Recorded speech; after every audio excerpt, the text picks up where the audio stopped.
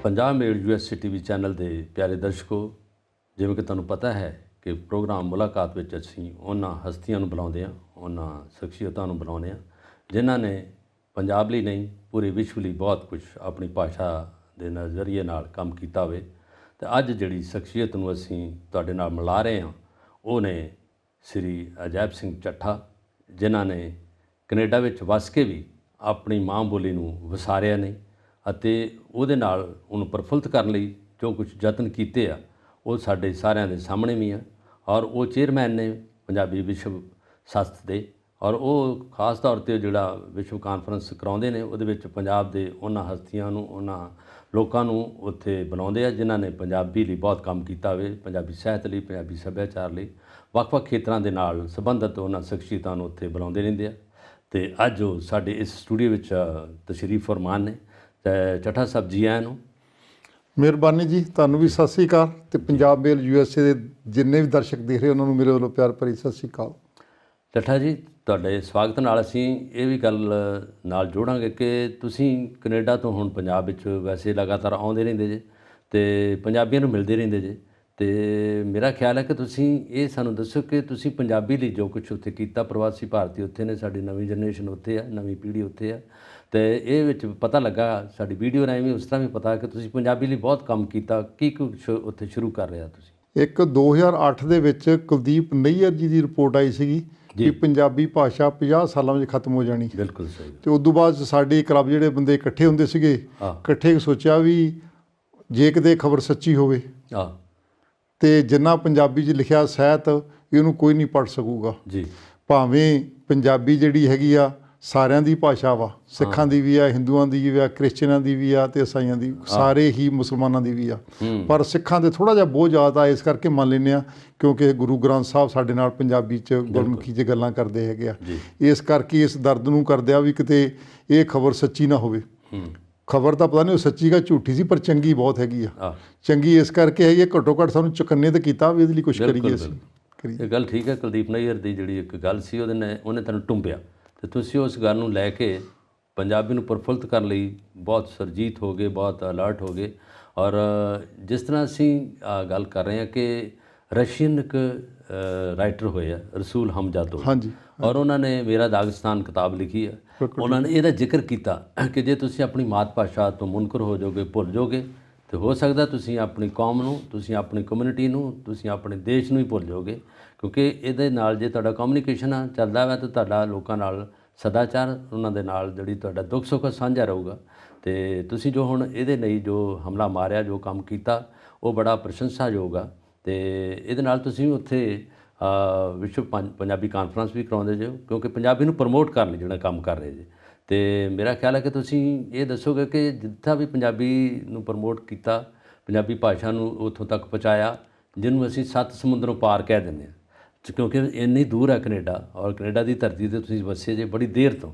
ਤੁਹਾਡੀ ਚਰਚਾ ਖਾਸ ਤੌਰ 'ਤੇ ਮੀਡੀਆ 'ਚ ਵੀ ਹੁੰਦੀ ਰਹਿੰਦੀ ਆ, ਅਖਬਾਰਾਂ 'ਚ ਵੀ ਹੁੰਦੀ ਰਹਿੰਦੀ ਹੈ ਕਿ ਚੱਠਾ ਸਾਹਿਬ ਨੇ ਆਹ ਕੰਮ ਕੀਤਾ, ਇੱਥੇ ਸਮਾਗਮ 'ਚ ਖੜ੍ਹੇ ਨੇ, ਆਹ ਕਰ ਰਹੇ ਨੇ, ਆਹ ਕਿਤਾਬਾਂ ਲੋਕਾਂ ਦੀਆਂ ਘੁੰਡ ਚੁਕਾਈ ਕਰਵਾ ਰਹੇ ਆ। ਇਹ ਬੜੀ ਵੱਡੀ ਤੁਹਾਡੇ ਲਈ ਯਤਨ ਹੈ ਅਤੇ ਮੇਰਾ ਖਿਆਲ ਹੈ ਕਿ ਤੁਹਾਡੇ ਪੰਜਾਬ ਦੇ ਲੋਕ ਵੀ ਬਹੁਤ ਇਸ ਗੱਲ 'ਤੇ ਮੰਨਦੇ ਆ। ਅਤੇ ਤੁਸੀਂ ਇਹ ਮੈਨੂੰ ਦੱਸੋ ਕਿ ਉੱਥੇ ਜਦੋਂ ਸਮਾਗਮ ਕਰਾਉਂਦੇ ਜੀ ਕਿੰਨੇ ਕੁ ਉੱਥੇ ਲੋਕ ਸ਼ਿਰਕਤ ਕਰਦੇ ਉਹਦੇ 'ਚ? ਸ਼ਿਰਕਤ ਨਾ ਸਾਰੀ ਟੀਮ ਕੰਮ ਕਰਦੀ ਹੁੰਦੀ ਹੈਗੀ ਆ ਜੀ। ਉੱਪਰ ਜਿਹੜਾ ਫਰੰਟ 'ਤੇ ਬੰਦਾ ਖੜਾ ਹੋਵੇ ਅਤੇ ਉਹਦਾ ਨਾਮ ਬਣ ਜਾਂਦਾ ਹੈਗਾ।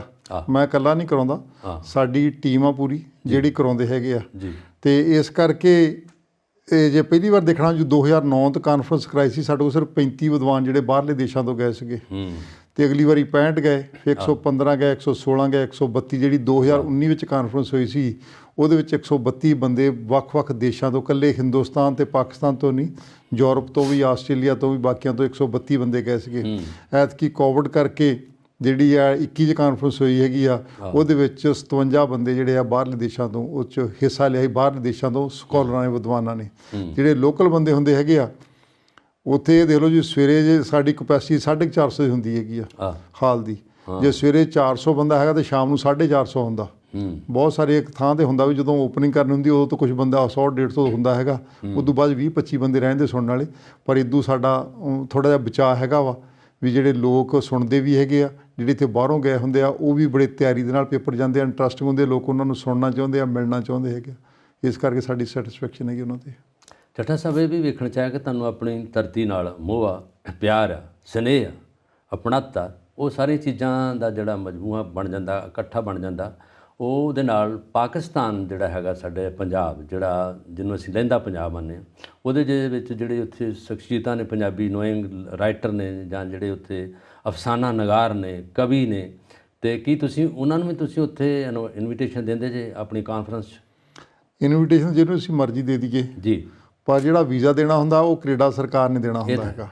ਮੈਂ ਹੁਣ ਤੱਕ 9 ਵਾਰੀ ਪਾਕਿਸਤਾਨ ਦੇ ਵਿੱਚ ਜਾ ਚੁੱਕਾ ਹੈਗਾ। ਗੁੱਡ। ਜਦੋਂ ਅਸੀਂ ਉੱਥੇ ਮਿਲਦੇ ਹੈਗੇ ਆ, ਅਸੀਂ ਵਾਈਸ ਚਾਂਸਲਰ ਸਾਹਿਬਾਨ ਨੂੰ, ਪ੍ਰੋਫੈਸਰ ਸਾਹਿਬਾਨ ਨੂੰ, ਯੂਨੀਵਰਸਿਟੀ ਤੱਕ ਲੈਵਲ ਤੱਕ ਹੀ ਜਾਂਦੇ ਆ ਅਸੀਂ, ਕਿਉਂਕਿ ਵੀਜ਼ਾ ਜਦੋਂ ਮਿਲਣੇ ਹੁੰਦੇ ਜੀ ਇਹਨਾਂ ਵੱਡੇ ਬੰਦਿਆਂ ਨੂੰ ਮਿਲਦੇ ਹੈਗੇ ਆ, ਆਮ ਹਰੇਕ ਬੰਦੇ ਨੂੰ ਵੀਜ਼ਾ ਕੈਨੇਡਾ ਨਹੀਂ ਦਿੰਦਾ।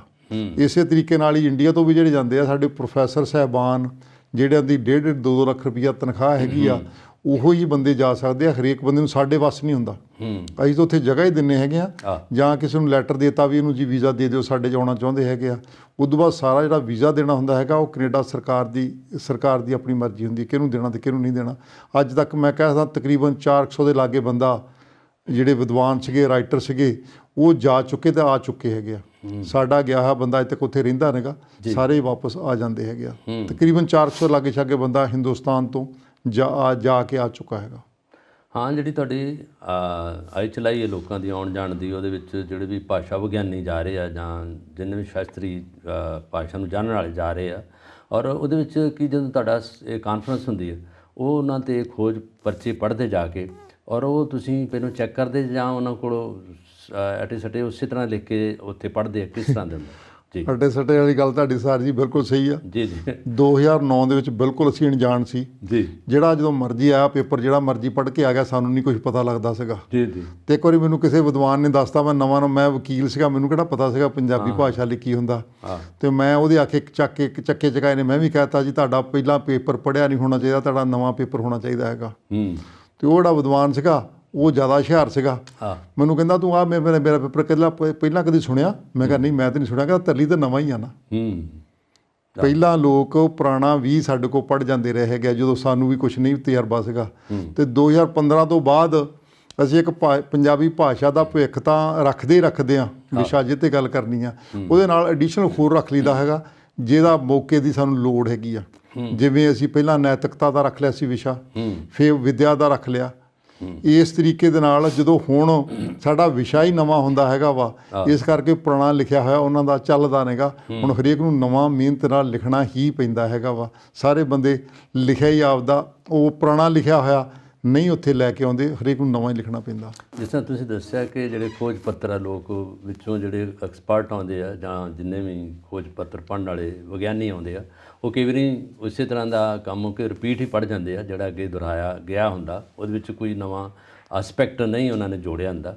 ਨਹੀਂ, ਹੁਣ ਨਹੀਂ ਹੋ ਸਕਦਾ ਜੀ। ਹਾਂ, ਪਹਿਲੀਆਂ ਹੋ ਜਾਂਦਾ ਰਿਹਾ, ਜੋ ਸਾਨੂੰ ਨਹੀਂ ਪਤਾ ਉਦੋਂ ਹੋ ਜਾਂਦਾ ਹੋਊਗਾ। ਜੋ ਉਹਦਾ ਸਾਨੂੰ ਪਤਾ ਲੱਗਾ ਹੈਗਾ ਵਾ, ਉਹ ਅਸੀਂ ਵਿਸ਼ਾ ਦਿੱਤਾ ਹੁੰਦਾ ਅਤੇ ਪੇਪਰ ਉਹਦਾ ਪਹਿਲਾਂ ਅਸੀਂ ਆਪ ਪੜ੍ਹਦੇ ਹੈਗੇ ਹਾਂ। ਜਦੋਂ ਪਹਿਲਾਂ ਅਨਾਊਂਸ ਹੀ ਕਰਦਾ ਵੀ ਤੂੰ ਇਸ ਸਬਜੈਕਟ 'ਤੇ ਬੋਲਣਾ ਹੈਗਾ, ਉਹ ਪੁਰਾਣਾ ਲਿਖਿਆ ਜੇ ਪਹਿਲਾਂ ਲਿਖਿਆ ਹੀ ਨਹੀਂਗਾ, ਅਤੇ ਉਹ ਕਿੱਥੋਂ ਪੜ੍ਹ ਲੂਗਾ ਪੇਪਰ ਆਪਣਾ? ਨਹੀਂ ਪੜ੍ਹ ਸਕਦਾ। ਦੱਸਿਆ ਕਿ ਜਿਹੜੀ ਗੱਲ ਪਹਿਲਾਂ ਹੋਈ ਆ, ਫਿਰ ਤੁਸੀਂ ਉੱਤੇ ਜ਼ਿਆਦਾ ਅਲਰਟ ਹੋ ਗਏ, ਔਰ ਤੁਸੀਂ ਉਹਨੂੰ ਦੁਬਾਰਾ ਵਾਚਣਾ ਸ਼ੁਰੂ ਕਰਤਾ, ਉਹਨੂੰ ਦੁਬਾਰਾ ਦੇਖਣਾ ਸ਼ੁਰੂ ਕਰਤਾ। ਅਲਰਟ ਕੀ, ਸਾਨੂੰ ਪਤਾ ਹੀ ਕੁਛ ਨਹੀਂ ਸੀਗਾ। ਹਾਂ, ਚਲੋ ਤੁਸੀਂ ਸਾਨੂੰ ਆਪ ਵੀ ਪਤਾ ਨਹੀਂ ਸੀ ਕੁਛ। ਪਰ ਬੜਾ ਵੱਡਾ ਹੌਸਲਾ ਤੁਹਾਡਾ, ਬੜਾ ਵੱਡਾ ਜਜ਼ਬਾ, ਇਹਦੇ ਪਿੱਛੇ ਬੜਾ ਵੱਡਾ ਜਨੂਨ ਆ, ਜਿਹੜਾ ਤੁਸੀਂ ਪੰਜਾਬੀ ਨੂੰ ਪ੍ਰਫੁੱਲਤ ਕਰਨ ਲਈ 7 ਸਮੁੰਦਰ ਪਾਰ ਲੋਕਾਂ ਨੂੰ ਬੁਲਾਉਂਦੇ ਜੇ, ਉੱਥੇ ਲੋਕਾਂ ਨੂੰ ਖਰਚਾ ਦਿੰਦੇ ਜੇ, ਔਰ ਰਹਿਣ ਲਈ ਵੀ ਕਰਦੇ ਜੇ।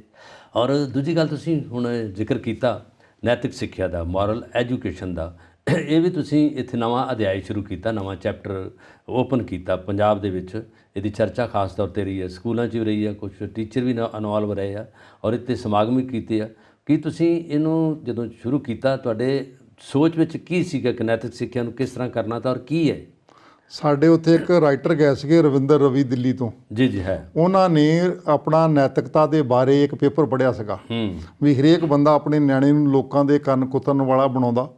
ਜਦੋਂ ਲੋਕਾਂ ਦੇ ਕੰਨ ਕੁਤਰਦਾ ਘਰਦਿਆਂ ਦੇ ਕੁਤਰਦਾ, ਤੇ ਫਿਰ ਕਹਿੰਦਾ ਇਹ 'ਚ ਨੈਤਿਕਤਾ ਹੈ ਨਹੀਂ ਗੀ। ਤੇ ਉਹ ਮੇਰੀ ਗੱਲ ਬੜੀ ਚੰਗੀ ਲੱਗੀ, ਤੇ ਮੈਂ ਉਹ ਰਵਿੰਦਰ ਰਵੀ ਨਾਲ ਗੱਲ ਕੀਤੀ। ਮੈਂ ਕੋਈ ਵੀ ਬੰਦਾ ਆਪਦੇ ਨਿਆਣੇ ਨੂੰ ਲੋਕਾਂ ਦੇ ਕੰਨ ਕੁਤਰਨ ਵਾਲੇ ਤਾਂ ਨਹੀਂ ਬਣਾਉਂਦਾ, ਪਰ ਹਰੇਕ ਬੰਦਾ ਇਹ ਚਾਹੁੰਦਾ ਵੀ ਮੇਰਾ ਬੱਚਾ ਚੰਗਾ ਪੜ੍ਹੇ, ਸਮਾਜ ਦੇ ਹਾਣ ਦਾ ਹੋਵੇ, ਸਮਾਜ ਵਿੱਚ ਰਹਿ ਸਕੇ, ਚੰਗਾ ਪੈਸਾ ਕਮਾ ਸਕੇ।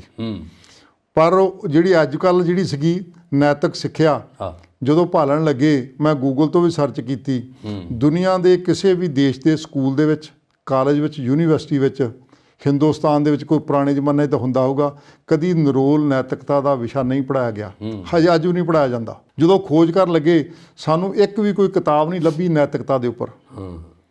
ਤੇ ਜਦੋਂ ਮੇਰਾ ਵਰਗਾ ਬੰਦਾ ਲੇਖਕ ਨਾ ਹੋਵੇ ਤੇ ਜੋ ਇਹ ਗੱਲ ਕਵੇ ਵੀ ਨੈਤਿਕਤਾ ਦੀ ਡੈਫੀਨੇਸ਼ਨ ਦੱਸੋ, ਕੋਈ ਕਿਤਾਬ ਨਹੀਂ ਛਪੀ ਹੋਈ, ਤੇ ਵੱਡੇ ਵਿਦਵਾਨ ਹਲਟ ਵੀ ਹੁੰਦੇ ਆ ਤੇ ਮੇਰੇ ਗਲ ਵੀ ਪੈਂਦੇ ਰਹੇ ਹੈਗੇ ਆ ਵੀ ਤੂੰ ਅਨਪੜ੍ਹ ਵਾਂ। ਅਨਪੜ੍ਹ ਤਾਂ ਨਹੀਂ ਕਹਿ ਸਕਦੇ ਵੀ ਤੂੰ ਲੇਖਕ ਨਹੀਂਗਾ, ਤੇ ਤੈਨੂੰ ਇਸ ਕਰਕੇ ਨੈਤਿਕਤਾ ਨਹੀਂ ਪਤਾ। ਨੈਤਿਕਤਾ ਕਿਤਾਬਾਂ ਬਹੁਤ ਲਿਖੀਆਂ ਹੋਈਆਂ। ਮੈਂ ਕਿਹਾ ਬਹੁਤ ਨਹੀਂ, ਮੈਨੂੰ ਤਾਂ ਇੱਕ ਚਾਹੀਦੀ ਆ, ਇੱਕ ਲਿਆ ਕੇ ਦਿਓ। ਕਿਉਂਕਿ ਮੈਨੂੰ ਸਤੀਸ਼ ਕੁਮਾਰ ਵਰਮਾ ਜੀ ਮੇਰੇ ਦੋਸਤ ਆ ਪੰਜਾਬੀ ਯੂਨੀਵਰਸਿਟੀ ਪਟਿਆਲੇ ਵਾਲੇ, ਉਹਨਾਂ ਨੇ ਮੈਨੂੰ ਦੱਸਤਾ ਸੀਗਾ ਵੀ ਕੋਈ ਨੈਤਿਕਤਾ ਦੀ ਕਿਤਾਬ ਨਹੀਂ ਛਪੀ ਹੋਈ। ਇਸ ਕਰਕੇ ਜਦੋਂ ਭਾਲਣ ਲੱਗੇ ਕੋਈ ਕਿਤਾਬ ਨਹੀਂ ਲੱਭੀ। ਫਿਰ ਅਸੀਂ ਵਿਦਵਾਨਾਂ ਦੇ ਕੋਲੋਂ ਨੈਤਿਕ ਨਿਯਮ ਕਿਤਾਬ ਲਿਖਵਾਈ। 31 ਵਿਦਵਾਨ ਆ ਜਿਨ੍ਹਾਂ ਵਿੱਚ ਨੈਤਿਕਤਾ ਦੀ ਡੈਫੀਨੇਸ਼ਨ, ਉਹਦੀਆਂ ਕੈਟਾਗਰੀਆਂ, 31 ਵਿਦਵਾਨਾਂ ਦੇ ਦੁਨੀਆ ਦੇ ਵਿਦਵਾਨਾਂ ਦੇ ਲੇਖ ਪਲੱਸ ਕਹਾਣੀਆਂ ਜਿਹੜੀਆਂ ਸ਼੍ਰੇਣੀਆਂ ਨਾਲ ਰਲਦੀਆਂ ਸੀਗੀਆਂ, ਉਹ ਅਸੀਂ ਉਹ ਨੈਤਿਕ ਨਿਯਮ ਕਿਤਾਬ ਲਿਖਵਾਈ। ਜਿਹੜਾ ਕਿ ਹਰੇਕ ਬੰਦੇ ਨੂੰ ਨੈਤਿਕਤਾ ਕੀ ਹੁੰਦੀ ਹੈਗੀ ਆ, ਬਾਹਲੇ ਲੋਕਾਂ ਨੇ ਦੂਜੇ ਨੂੰ ਗਾਲਾਂ ਕੱਢਣ ਨੂੰ ਰੱਖੀ ਹੁੰਦੀ ਹੈਗੀ ਆ। ਜੋ ਤੂੰ ਮੇਰੇ ਮੁਤਾਬਕ ਨਹੀਂ ਕੰਮ ਕੀਤਾ ਤੇਰੇ 'ਚ ਨੈਤਿਕਤਾ ਹੈ ਨਹੀਂ। ਅਸੀਂ ਲੀਡਰ ਵੀ ਦੇਖੇ ਹੈਗੇ ਆ, ਇਹ ਨੈਤਿਕਤਾ ਦੇ ਹਿਸਾਬ ਤੇ ਰਿਜ਼ਾਈਨ ਕਰ ਦੇਵੇ ਜੀ, ਇਹ 'ਚ ਨੈਤਿਕਤਾ ਹੈ ਨਹੀਂ ਗੀ। ਬਹੁਤ ਸਾਰੇ ਬੰਦਿਆਂ ਨੂੰ ਪਤਾ ਨਹੀਂ ਹੁੰਦਾ ਵੀ ਨੈਤਿਕਤਾ ਹੈਗੀ ਕੀ ਹੈਗੀ ਆ, ਪਰ ਸਮਝਦੇ ਹੈਗਾ ਪ੍ਰੋਪਰ ਸ਼ਬਦ ਨਹੀਂ ਹੁੰਦੇ ਜੇ 'ਚੋਂ ਐਕਸਪਲੇਨ ਕਰ ਸਕਣ। ਤੇ ਫਿਰ ਉਹ ਸਾਨੂੰ ਵਿਦਵਾਨਾਂ ਨੇ ਜਿਹੜੇ ਸਾਨੂੰ ਸ਼ਬਦ ਬਣਾ ਕੇ ਦਿੱਤੇ, ਉਹ ਮੈਂ ਤੁਹਾਨੂੰ ਦੱਸ ਦਿੰਦਾ ਆਪਦੇ ਵੱਲੋਂ ਨੈਤਿਕਤਾ ਹੁੰਦੀ ਕੀ ਹੈਗੀ ਆ। ਸਮਾਜ ਵਿੱਚ ਇਹ ਮੈਂ ਵਕੀਲ ਹੋਣ ਕਰਕੇ ਨਾ ਜੀ, ਤੇ ਅਸੀਂ ਥੋੜ੍ਹੀ ਉਹ ਕਾਨੂੰਨ ਦੀਆਂ ਗੱਲਾਂ ਵੀ ਵਿੱਚ ਪਾ ਲਈ ਦੀਆਂ ਹੈਗੀਆਂ, ਸੌਖਾ ਰਹਿੰਦਾ ਸਾਨੂੰ ਐਕਸਪਲੇਨ ਕਰਨਾ। ਸਮਾਜ ਵਿੱਚ ਕੋਈ ਵੀ ਬੰਦਾ ਇਕੱਲਾ ਨਹੀਂ ਰਹਿ ਸਕਦਾ ਜੀ। ਪੋਲੀਟੀਕਲ ਸਾਇੰਸ ਸਾਨੂੰ ਇਹ ਪੜ੍ਹਾਇਆ, ਜਾਂ ਤਾਂ ਪਸ਼ੂ ਰਹੂਗਾ ਜਾਂ ਕੋਈ ਦੇਵਤਾ ਇਕੱਲਾ ਰਹਿ ਸਕਦਾ। ਜਿਹੜਾ ਬੰਦਾ ਵਾ ਉਹ ਇਕੱਲਾ ਨਹੀਂ ਰਹਿ ਸਕਦਾ। ਤੇ ਸਮਾਜ ਵਿੱਚ ਰਹਿਣ ਲਈ 2 ਅਸੂਲ ਆ। ਪਹਿਲਾ ਅਸੂਲ ਆ ਡਿਸਿਪਲਿਨ ਦੇ ਵਿੱਚ ਰਵੇ, ਤੇ ਦੂਜਾ ਹੈਗਾ ਸਹਿਯੋਗ ਕਰੇ। ਤੇ ਜਿਹੜਾ ਡਿਸਿਪਲਿਨ 'ਚ ਰੱਖਣ ਲਈ ਸਰਕਾਰਾਂ ਨੇ ਕਾਨੂੰਨ ਬਣਾਏ ਆ, ਪੁਲਿਸ ਰੱਖੀ ਆ, ਜੇਲ੍ਹਾਂ ਰੱਖੀਆਂ, ਕਚਹਿਰੀਆਂ ਰੱਖੀਆਂ, ਕਿਸੇ ਨੂੰ ਕਾਨੂੰਨ ਤੋੜਨ ਨਹੀਂ ਦਿੰਦੇ।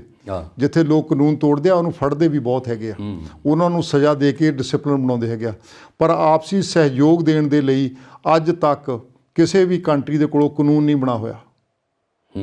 ਬਿਲਕੁਲ ਸਹਿਯੋਗ ਦੇਣ ਲਈ, ਕਿਸੇ ਦੀ ਮਦਦ ਕਰਨ ਲਈ ਕੋਈ ਕਾਨੂੰਨ ਨਹੀਂਗਾ। ਇਸੇ ਨੂੰ ਹੀ ਨੈਤਿਕਤਾ ਆਖਦੇ ਆ। ਜਿਹੜਾ ਬੰਦੇ ਨੂੰ ਲੀਗਲੀ ਬਾਉਂਡ ਨਹੀਂਗਾ, ਜਿਹਨੂੰ ਇਹ ਕਹਿ ਲਵਾਂ ਨੈਤਿਕਤਾ ਸਦਾਚਾਰਕ ਨਿਯਮਾਂ ਦਾ ਸਮੂਹ ਆ, ਜਿਹਨੂੰ ਕੋਈ ਕਾਨੂੰਨੀ ਮਾਨਤਾ ਨਹੀਂ। ਬੰਦਾ ਸਵੈ ਇੱਛਾ ਨਾਲ ਕਰਦਾ ਤੇ ਸਮਾਜ ਵਿੱਚ ਮਾਣ ਪਾਉਂਦਾ। ਇਹ ਡੈਫੀਨੇਸ਼ਨ 4 ਲਾਈਨਾਂ ਦੀ ਸਾਡੇ ਵਿਦਵਾਨਾਂ ਨੇ ਬਣਾਈ ਆ। ਜੇ ਕੋਈ ਸਰੋਤਾ ਕੋਈ ਸੁਣਦਾ ਹੋਵੇ, ਦਰਸ਼ਕ ਦੇਖਦਾ ਹੋਵੇ, ਜੇ ਉਹਨੂੰ ਇਹਨੂੰ ਬੈਟਰ ਡੈਫੀਨੇਸ਼ਨ ਪਤਾ ਹੋਵੇ ਤੇ ਉਹ ਦੱਸ ਦੇਵੇ, ਅਸੀਂ ਅਗਲੇ ਐਡੀਸ਼ਨ ਦੇ ਵਿੱਚ ਨੈਤਿਕਤਾ ਵਾਲੀ ਕਿਤਾਬ ਵਿੱਚ ਉਹ ਪਾ ਸਕਦੇ ਹੈਗੇ ਆ। ਤੇ ਦੂਜਾ ਮੁੜ ਕੇ ਅਸੀਂ ਕਰਨ ਤੋਂ ਬਾਅਦ ਸਕੂਲਾਂ 'ਚ ਵੀ ਗਏ। ਉਦੋਂ ਮਹਾਰਾਣੀ ਜੀ ਦੇ ਮਹਾਰਾਜਾ ਦੇ ਮਿਸਿਸ ਮਹਾਰਾਣੀ ਹੁੰਦੇ ਸੀ 2018 ਵਿੱਚ। ਅਸੀਂ ਉਦੋਂ ਉਹਨਾਂ ਦੇ ਕਾਨਫਰੰਸ ਕੀਤੀ, ਉਹਨਾਂ ਨੂੰ ਬੇਨਤੀ ਕੀਤੀ ਵੀ ਨੈਤਿਕਤਾ ਦਾ ਸਬਜੈਕਟ ਤੁਸੀਂ ਸਕੂਲਾਂ 'ਚ ਪੜ੍ਹਵਾ ਦਿਓ। ਉਹਨਾਂ ਨੇ ਮਹਾਰਾਜ ਸਾਹਿਬ ਨੂੰ ਕਿਹਾ ਹੋਣਾ, ਉਹਨਾਂ ਦੇ ਆਫਿਸ ਤੋਂ ਮੈਨੂੰ ਚਿੱਠੀ ਆ ਗਈ। ਅਸੀਂ ਜੀ ਪੰਜਾਬ ਸਕੂਲ ਐਜੂਕੇਸ਼ਨ ਬੋਰਡ ਨੂੰ ਚਿੱਠੀ ਲਿਖਤੀ ਹੈਗੀ ਆ, ਉਹ 18 ਮਈ 2018 ਦੀ ਆ। ਤੇ ਅਸੀਂ ਜੀ ਸਕੂਲ ਤੁਹਾਡੇ ਨਾਲ ਸੰਪਰਕ ਕਰ ਰਹੇ ਹੈਗੇ ਆ। ਅਸੀਂ ਨੈਤਿਕਤਾ ਸਬਜੈਕਟ ਪੜ੍ਹਾਉਣਾ, ਇਹ ਕੰਮ ਬਹੁਤ ਚੰਗਾ। ਇਹਨੂੰ ਗੱਲਾਂ ਮਾੜਾ ਨਹੀਂ ਕਹਿ ਸਕਦਾ, ਕਿਉਂਕਿ ਚੰਗੇ ਬੰਦਿਆਂ ਦੇ ਨਾਲ ਹੀ ਚੰਗਾ ਸਮਾਜ ਰਹਿਣ ਜੋਗਾ ਸਮਾਜ ਬਣਨਾ ਹੈਗਾ। ਪਰ ਮੁੜ ਕੇ ਸਾਨੂੰ ਇਹ ਨਹੀਂ ਪਤਾ ਲੱਗਾ ਵੀ ਉਸ ਸਬਜੈਕਟ ਦਾ ਨਾਂ, ਨੈਤਿਕਤਾ ਦਾ ਨਾਂ ਸਵਾਗਤ ਜ਼ਿੰਦਗੀ ਕਿਵੇਂ ਰੱਖਤਾ। ਉਹਨਾਂ ਨੇ ਪੰਜਾਬ ਸਕੂਲ ਦੇ ਲੱਖਾਂ ਰੁਪਈਏ ਕਿ ਕਰੋੜਾਂ ਰੁਪਈਏ ਖਰਚ ਤੇ ਸਬਜੈਕਟ ਵੀ ਲਾਤਾ, ਸਾਨੂੰ ਵੀ ਦੱਸਤਾ ਵੀ ਅਸੀਂ ਨੈਤਿਕਤਾ ਦਾ ਸਬਜੈਕਟ ਲਾਤਾ। ਠੀਕ ਹੈ ਜੀ। ਨਾ ਤਾਂ ਉਹਦੇ ਵਿੱਚ ਉਹਦਾ ਨਾਂ ਨੈਤਿਕਤਾ ਰੱਖਿਆ, ਨਾ ਉਹ ਨੈਤਿਕਤਾ ਦੀ ਡੈਫੀਨੇਸ਼ਨ ਤੁਹਾਨੂੰ ਮੈਂ ਦੱਸੀ ਹੈਗੀ ਆ। ਇਹ ਡੈਫੀਨੇਸ਼ਨ ਉਹਨਾਂ ਕਿਤਾਬਾਂ 'ਚ ਤਾਂ ਹੈ ਨਹੀਂ ਗੀ। ਉਹ ਦੰਦ ਸਾਹਿਬ ਦਾਤਣ ਕਰਨ ਵਾਲੀ, ਆਖੇ ਲੱਗਣ ਵਾਲੀ ਸਧਾਰਨ ਗੱਲਾਂ ਹੀ ਲਿਖੀਆਂ ਹੈਗੀਆਂ ਵਾ। ਉਹ ਨੈਤਿਕਤਾ ਨਹੀਂ ਬਣ ਸਕਿਆ। ਉਦੋਂ ਬਾਅਦ ਵੀ ਮੈਂ ਈਮੇਲ ਵੀ ਉਦੋਂ ਕੈਪਟਨ ਸਾਹਿਬ ਨੂੰ ਵੀ ਮੈਂ ਕੱਢੀ ਸੀਗੀ, ਪਹਿਲਾਂ ਚੰਨੀ ਸਾਹਿਬ ਨੂੰ ਵੀ ਕੱਢੀ ਸੀ, ਹੁਣ ਭਗਵੰਤ ਮਾਨ ਜੀ ਉਹਨਾਂ ਨੂੰ ਵੀ ਕੱਢੀ ਹੈਗੀ ਆ। ਉਹ ਇਹ ਸੈਕਟਰੀ ਐਜੂਕੇਸ਼ਨ ਨੂੰ ਭੇਜ ਦਿੰਦੇ ਹੈਗੇ ਆ, ਉੱਥੇ ਉਹ ਡੰਪ ਹੋ ਜਾਂਦੀ ਹੈਗੀ ਆ, ਉੱਥੋਂ ਸਾਨੂੰ ਵਾਪਸ ਨਹੀਂ ਆਈ ਕਦੀ। ਸਾਨੂੰ ਇਹ ਆ ਜਾਂਦਾ, ਅਸੀਂ ਸੈਕਟਰੀ ਸਾਹਿਬ ਨੂੰ ਕਰਤਾ, ਉਹ ਤੁਹਾਡੇ ਨਾਲ ਸੰਪਰਕ ਕਰਨਗੇ। ਹਜੇ ਤੱਕ ਤਾਂ ਸੰਪਰਕ ਕੀਤਾ ਨਹੀਂਗਾ। ਤੇ ਅਸੀਂ ਟਰਾਈ ਹਜੇ ਕਰੀ ਜਾਣੀ ਆ। ਅਸੀਂ ਦਿਲ ਨਹੀਂ ਛੱਡਿਆ ਵੀ ਜੇ ਪੈਸੇ ਖਰਚੇ ਆ, ਇਹ ਸਬਜੈਕਟ ਦਾ ਨਾਂ ਵੀ ਨੈਤਿਕਤਾ ਰੱਖ ਦਿਓ। ਜੇ ਕਿਤੇ ਉਹ ਨੈਤਿਕਤਾ ਦਾ ਨਾਂ ਰੱਖਿਆ ਜਾਂਦਾ, ਉਹਦੇ ਵਿੱਚ ਕਹਾਣੀਆਂ ਜੋ ਇਨਫੋਰਮੇਸ਼ਨ ਅਸੀਂ ਇਕੱਠੀ ਕੀਤੀ ਸੀ, ਮੇਰੀ ਨਹੀਂ ਗੀ ਉਹ, ਜਿੰਨੋਂ ਦੁਨੀਆ ਦੇ ਵਿਦਵਾਨਾਂ ਨੇ ਇਕੱਠੀ ਕੀਤੀ ਸੀਗੀ, ਜੇ ਉਹ ਕਿਤਾਬ ਲੱਗ ਜਾਂਦੀ ਤਾਂ ਪੰਜਾਬ ਇਸ ਵੇਲੇ ਪਹਿਲਾ ਉਹ ਸੂਬਾ ਹੁੰਦਾ, ਪਹਿਲਾ ਦੇਸ਼ ਹੁੰਦਾ ਜਿੱਥੇ ਨੈਤਿਕਤਾ ਨਿਰੋਲ ਸਕੂਲਾਂ 'ਚ ਪੜ੍ਹਾਈ ਜਾਂਦੀ ਆ। ਜੇ ਪਹਿਲਾਂ ਕਿਤਾਬ ਇਹਦੀ ਨਹੀਂ ਛਪੀ ਸੀ, ਲੋੜ ਨਹੀਂ ਸੀ। ਲੋਕ ਅੱਗੇ ਸਾਂਝੇ ਪਰਿਵਾਰਾਂ 'ਚ ਰਹਿੰਦੇ ਸੀਗੇ। ਇਹ ਨੈਤਿਕਤਾ ਦੇ ਸਾਰੇ ਗੁਣ ਲੋਕ ਆਪਦੇ ਪਰਿਵਾਰ, ਸਾਂਝੇ ਪਰਿਵਾਰ 'ਚੋਂ ਲੈ ਲੈਂਦੇ ਸੀਗੇ। ਅੱਗੇ ਸਮਾਜ ਦਾ ਬੰਦਾ ਜੇ ਕੋਈ ਗਲਤ ਬੰਦਾ ਕੰਮ ਕਰਦਾ ਹੈਗਾ, ਕੁੜੀ ਗਲਤ ਕਰਦੀ ਹੋਵੇ ਤਾਂ ਸਮਾਜ ਦਾ ਬੰਦਾ ਕੋਈ ਵੀ ਉਹਨੂੰ ਸਮਝਾ ਸਕਦਾ, ਉਹਦੇ ਮੂੰਹ 'ਤੇ ਚਪੇੜ ਮਾਰ ਸਕਦਾ ਸੀਗਾ। ਅੱਜ ਕੱਲ੍ਹ ਤਾਂ ਬਾਪ ਵੀ ਉਹਦੇ ਮੂੰਹ 'ਤੇ ਚਪੇੜ ਨਹੀਂ ਮਾਰ ਸਕਦਾ, ਉਹ ਵੀ ਕਹਿੰਦਾ ਮੈਂ ਸੁਸਾਈਡ ਜਾ ਕਰ ਲੈਣੀ ਹੈਗੀ ਆ। ਅਤੇ ਸਕੂਲਾਂ ਵਾਲੇ ਅਧਿਆਪਕ ਜਦੋਂ ਅਸੀਂ ਸਕੂਲਾਂ 'ਚ ਪੜ੍ਹਦੇ ਸੀਗੇ, ਸਾਡੇ ਟੀਚਰ ਉਹਨਾਂ ਨੂੰ ਸਿਲੇਬਸ ਤੋਂ ਬਿਨਾਂ ਇੰਨਾ ਟਾਈਮ ਹੁੰਦਾ ਸੀ, ਸਾਨੂੰ ਉਹ ਨੈਤਿਕਤਾ ਦੀਆਂ ਕਹਾਣੀਆਂ ਸੁਣਾਉਂਦੇ ਰਹੇ ਹੈਗੇ ਆ। ਅੱਜ ਅਧਿਆਪਕਾਂ ਦੇ ਕੋਲ ਸਿਲੇਬਸ ਤੋਂ ਵੱਧ ਟਾਈਮ ਹੈ ਨਹੀਂਗਾ ਜੀ। ਇਸ ਕਰਕੇ ਸਕੂਲਾਂ ਪੜ੍ਹਾਉਣ ਦੀ ਲੋੜ ਸੀਗੀ, ਜਿਹੜੀ ਕੋਸ਼ਿਸ਼ ਕੀਤੀ ਆ ਹਜੇ ਵੀ ਕਰੀ ਜਾਵਾਂਗੇ। ਇਸ ਵੇਲੇ ਪੰਜਾਬ ਸਕੂਲ ਜਿਹੜਾ ਪੰਜਾਬ ਯੂਨੀਵਰਸਿਟੀ ਲਾਹੌਰ ਹੈਗੀ ਆ, ਉਹਨਾਂ ਨੇ ਉਹੀ ਕਿਤਾਬ ਜਿਹੜੀ ਹੈਗੀ ਆ ਟਰਾਂਸਲੇਸ਼ਨ ਕਰ ਲਈ ਆ। ਉਹਨਾਂ ਨੇ ਨਾਂ ਰੱਖਿਆ ਅਖਲਾਕ। ਅਸੀਂ ਪੰਜਾਬੀ ਵਿੱਚ, ਆਪਣੀ ਹਿੰਦੀ ਵਿੱਚ ਨੈਤਿਕਤਾ ਕਹਿੰਦੇ ਆ, ਸ਼ਾਹਮੁਖੀ ਵਿੱਚੋਂ ਅਖਲਾਕ ਕਹਿੰਦੇ ਆ, ਇੰਗਲਿਸ਼ ਵਿੱਚ ਮੋਰਲ ਵੈਲਿਊ ਕਹਿੰਦੇ ਹੈਗੇ ਆ। ਇਸ ਕਰਕੇ ਉਹਨਾਂ ਨੇ ਪੜ੍ਹਾਉਣਾ ਉੱਥੇ ਸ਼ੁਰੂ ਕਰ ਦਿੱਤਾ ਜੀ। ਉਹਨਾਂ ਦੀ ਕਿਤਾਬ ਤਿਆਰ ਹੋ ਚੁੱਕੀ। ਮੈਂ ਪਿਛਲੇ ਮਹੀਨੇ ਉੱਥੇ ਗਿਆ ਸੀ ਪਾਕਿਸਤਾਨ, ਤੋਂ ਉੱਥੇ ਰਿਲੀਜ਼ ਵੀ ਕਰਕੇ ਆਏ ਕਿਤਾਬ, ਉਹਨੇ ਕਰਕੇ ਆਏ ਹੈਗੇ।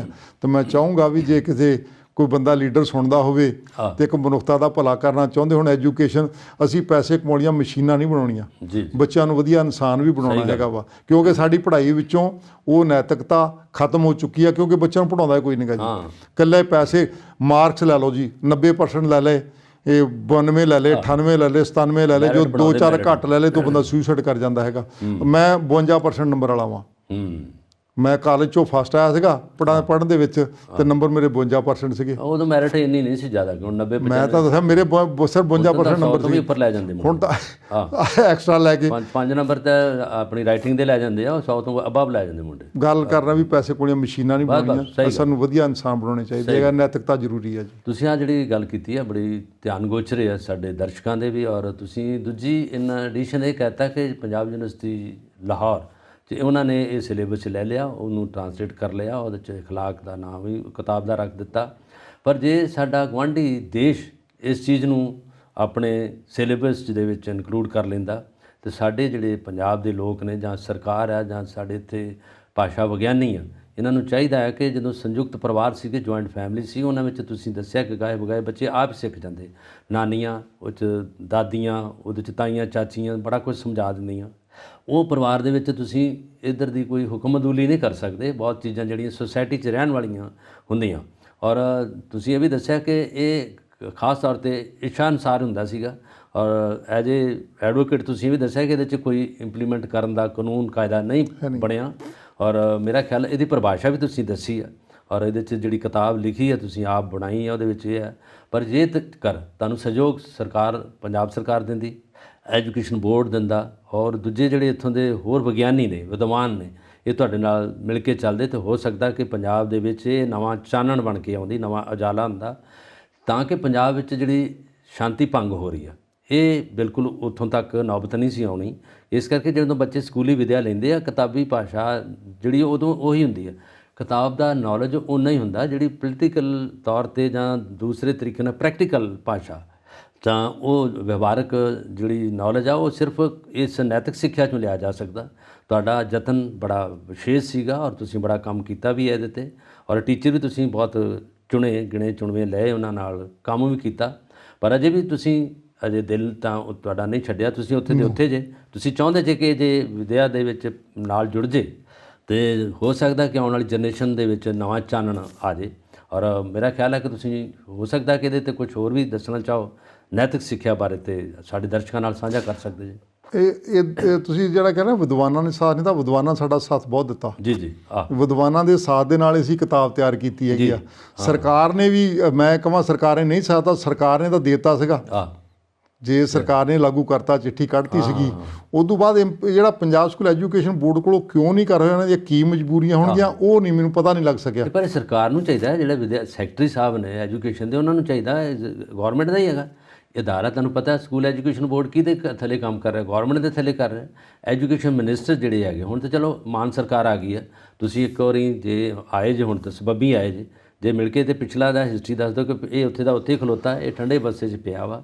ਜੇ ਇਹਨੂੰ ਤੁਸੀਂ ਸਰਗਰਮੀ ਨਾਲ ਕਰਨਾ ਚਾਹੋ, ਸਾਡੇ ਦਰਸ਼ਕ ਵੀ ਇਸ ਗੱਲ ਤੋਂ ਖੁਸ਼ ਹੋਣਗੇ ਔਰ ਇਹ ਗੱਲ ਤੁਹਾਡਾ ਵਿਸ਼ੇਸ਼ ਯਤਨ ਹੈਗਾ। ਆਉਣ ਵਾਲੀ ਜਨਰੇਸ਼ਨ ਜਿਹੜੀ ਹੈਗੀ ਆ ਬੜਾ ਕੁਝ ਸਿੱਖ ਸਕਦੀ ਆ, ਕਿਉਂਕਿ ਸਿਲੇਬਸ 'ਚ ਅਜੇ ਇਨਕਲੂਡ ਨਹੀਂ ਹੋਇਆ, ਸਾਡੇ ਸਿਲੇਬਸ ਦੇ ਵਿੱਚ ਹੈ ਨਹੀਂ। ਉਹ ਕਹਿੰਦੇ ਇਨਕਲੂਡ ਕਰਤਾ ਜੀ, ਹਾਂ, ਸਵਾਗਤ ਜ਼ਿੰਦਗੀ ਦੇ ਨਾਂ ਦੇ ਥੱਲੇ ਇਨਕਲੂਡ ਕਰਦਾ। ਸਾਡੇ ਮੁਤਾਬਕ ਉਹ ਨਹੀਂ ਹੋਇਆ। ਸਾਡੇ ਡਾਕਟਰ ਐਸ ਗਿੱਲ ਸਾਹਿਬ ਹੈਗੇ, ਵਾਈਸ ਚਾਂਸਲਰ ਸੀ ਫਰੀਦਕੋਟ ਯੂਨੀਵਰਸਿਟੀ ਮੈਡੀਕਲ ਦੀ ਯੂਨੀਵਰਸਿਟੀ, ਉਹ ਸਾਡੇ ਪੈਟਰਨ ਹੈਗੇ ਆ।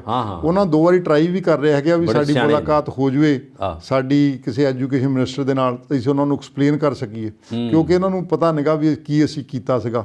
ਅਸੀਂ ਚਾਹੁੰਦੇ ਹੈਗੇ ਜੇ ਸਾਡੀ ਮੁਲਾਕਾਤ ਹੋਗੀ ਤਾਂ ਜ਼ਰੂਰ ਉਹਨਾਂ ਨੂੰ ਬੇਨਤੀ ਕਰਾਂਗੇ ਵੀ ਜੇ ਪੰਜਾਬ ਦੇ ਸਕੂਲ ਦੇ ਬੱਚਿਆਂ ਨੂੰ ਤੁਸੀਂ ਪੜ੍ਹਾ ਦਿਓ ਤੇ ਚੰਗੀ ਗੱਲ ਹੈ। ਮੇਰਾ ਖਿਆਲ ਹੈ ਦੁਬਾਰਾ ਪੁਨਰ ਗਠਨ ਕਰਕੇ ਰੀਆਰਗੇਨਾਈਜ਼ ਕਰਕੇ ਤੁਸੀਂ ਹੁਣ ਆਏ ਜੇ, ਜਾਂ ਇਸ ਐਤਕੀ ਵੀ ਇੱਕ ਅੱਧਾ ਸਮਾਗਮ ਰੱਖੋ, ਕਿਉਂਕਿ ਤੁਹਾਡਾ ਅਗਲਾ ਜਿਹੜਾ ਪੜਾਅ ਆ ਉਹ ਮੈਂ ਆਪਣੇ ਦਰਸ਼ਕਾਂ ਨਾਲ ਸਾਂਝਾ ਕਰਨਾ ਚਾਹੂੰਗਾ ਕਿ ਤੁਸੀਂ ਕਾਇਦੇ ਨੂਰ 'ਤੇ ਵੀ ਕੰਮ ਕਰ ਰਹੇ ਜੋ ਮਹਾਰਾਜਾ ਰਣਜੀਤ ਸਿੰਘ ਦੇ ਰਾਜ ਕਾਲ ਦੇ ਵਿੱਚ ਇਹ ਜੋ ਕੁਛ ਉਹਨਾਂ ਦਾ ਇਤਿਹਾਸ ਸੀਗਾ, ਜੋ ਕੁਛ ਉਹਨਾਂ ਨੇ ਗਿਣਿਆ ਮਿਥਿਆ ਸੀਗਾ, ਜੋ ਕੁਛ ਉਹ ਚਾਹੁੰਦੇ ਸੀ ਉਹਨਾਂ ਤੱਕ ਕੀਤਾ, ਪਰ ਤੁਸੀਂ ਉਸ ਨੂੰ ਮੁੜ ਦੁਬਾਰਾ ਉਹਨਾਂ ਲੀਹਾਂ 'ਤੇ ਲਿਆਉਣ ਦੇ ਯਤਨ ਕੀਤੇ ਆ। ਉਹਦੇ ਬਾਰੇ ਸਾਡੇ ਦਰਸ਼ਕਾਂ ਨਾਲ ਕੁਝ ਸਾਂਝਾ ਕਰੋ, ਕਾਇਦੇ ਨੂਰ ਦੇ ਬਾਰੇ।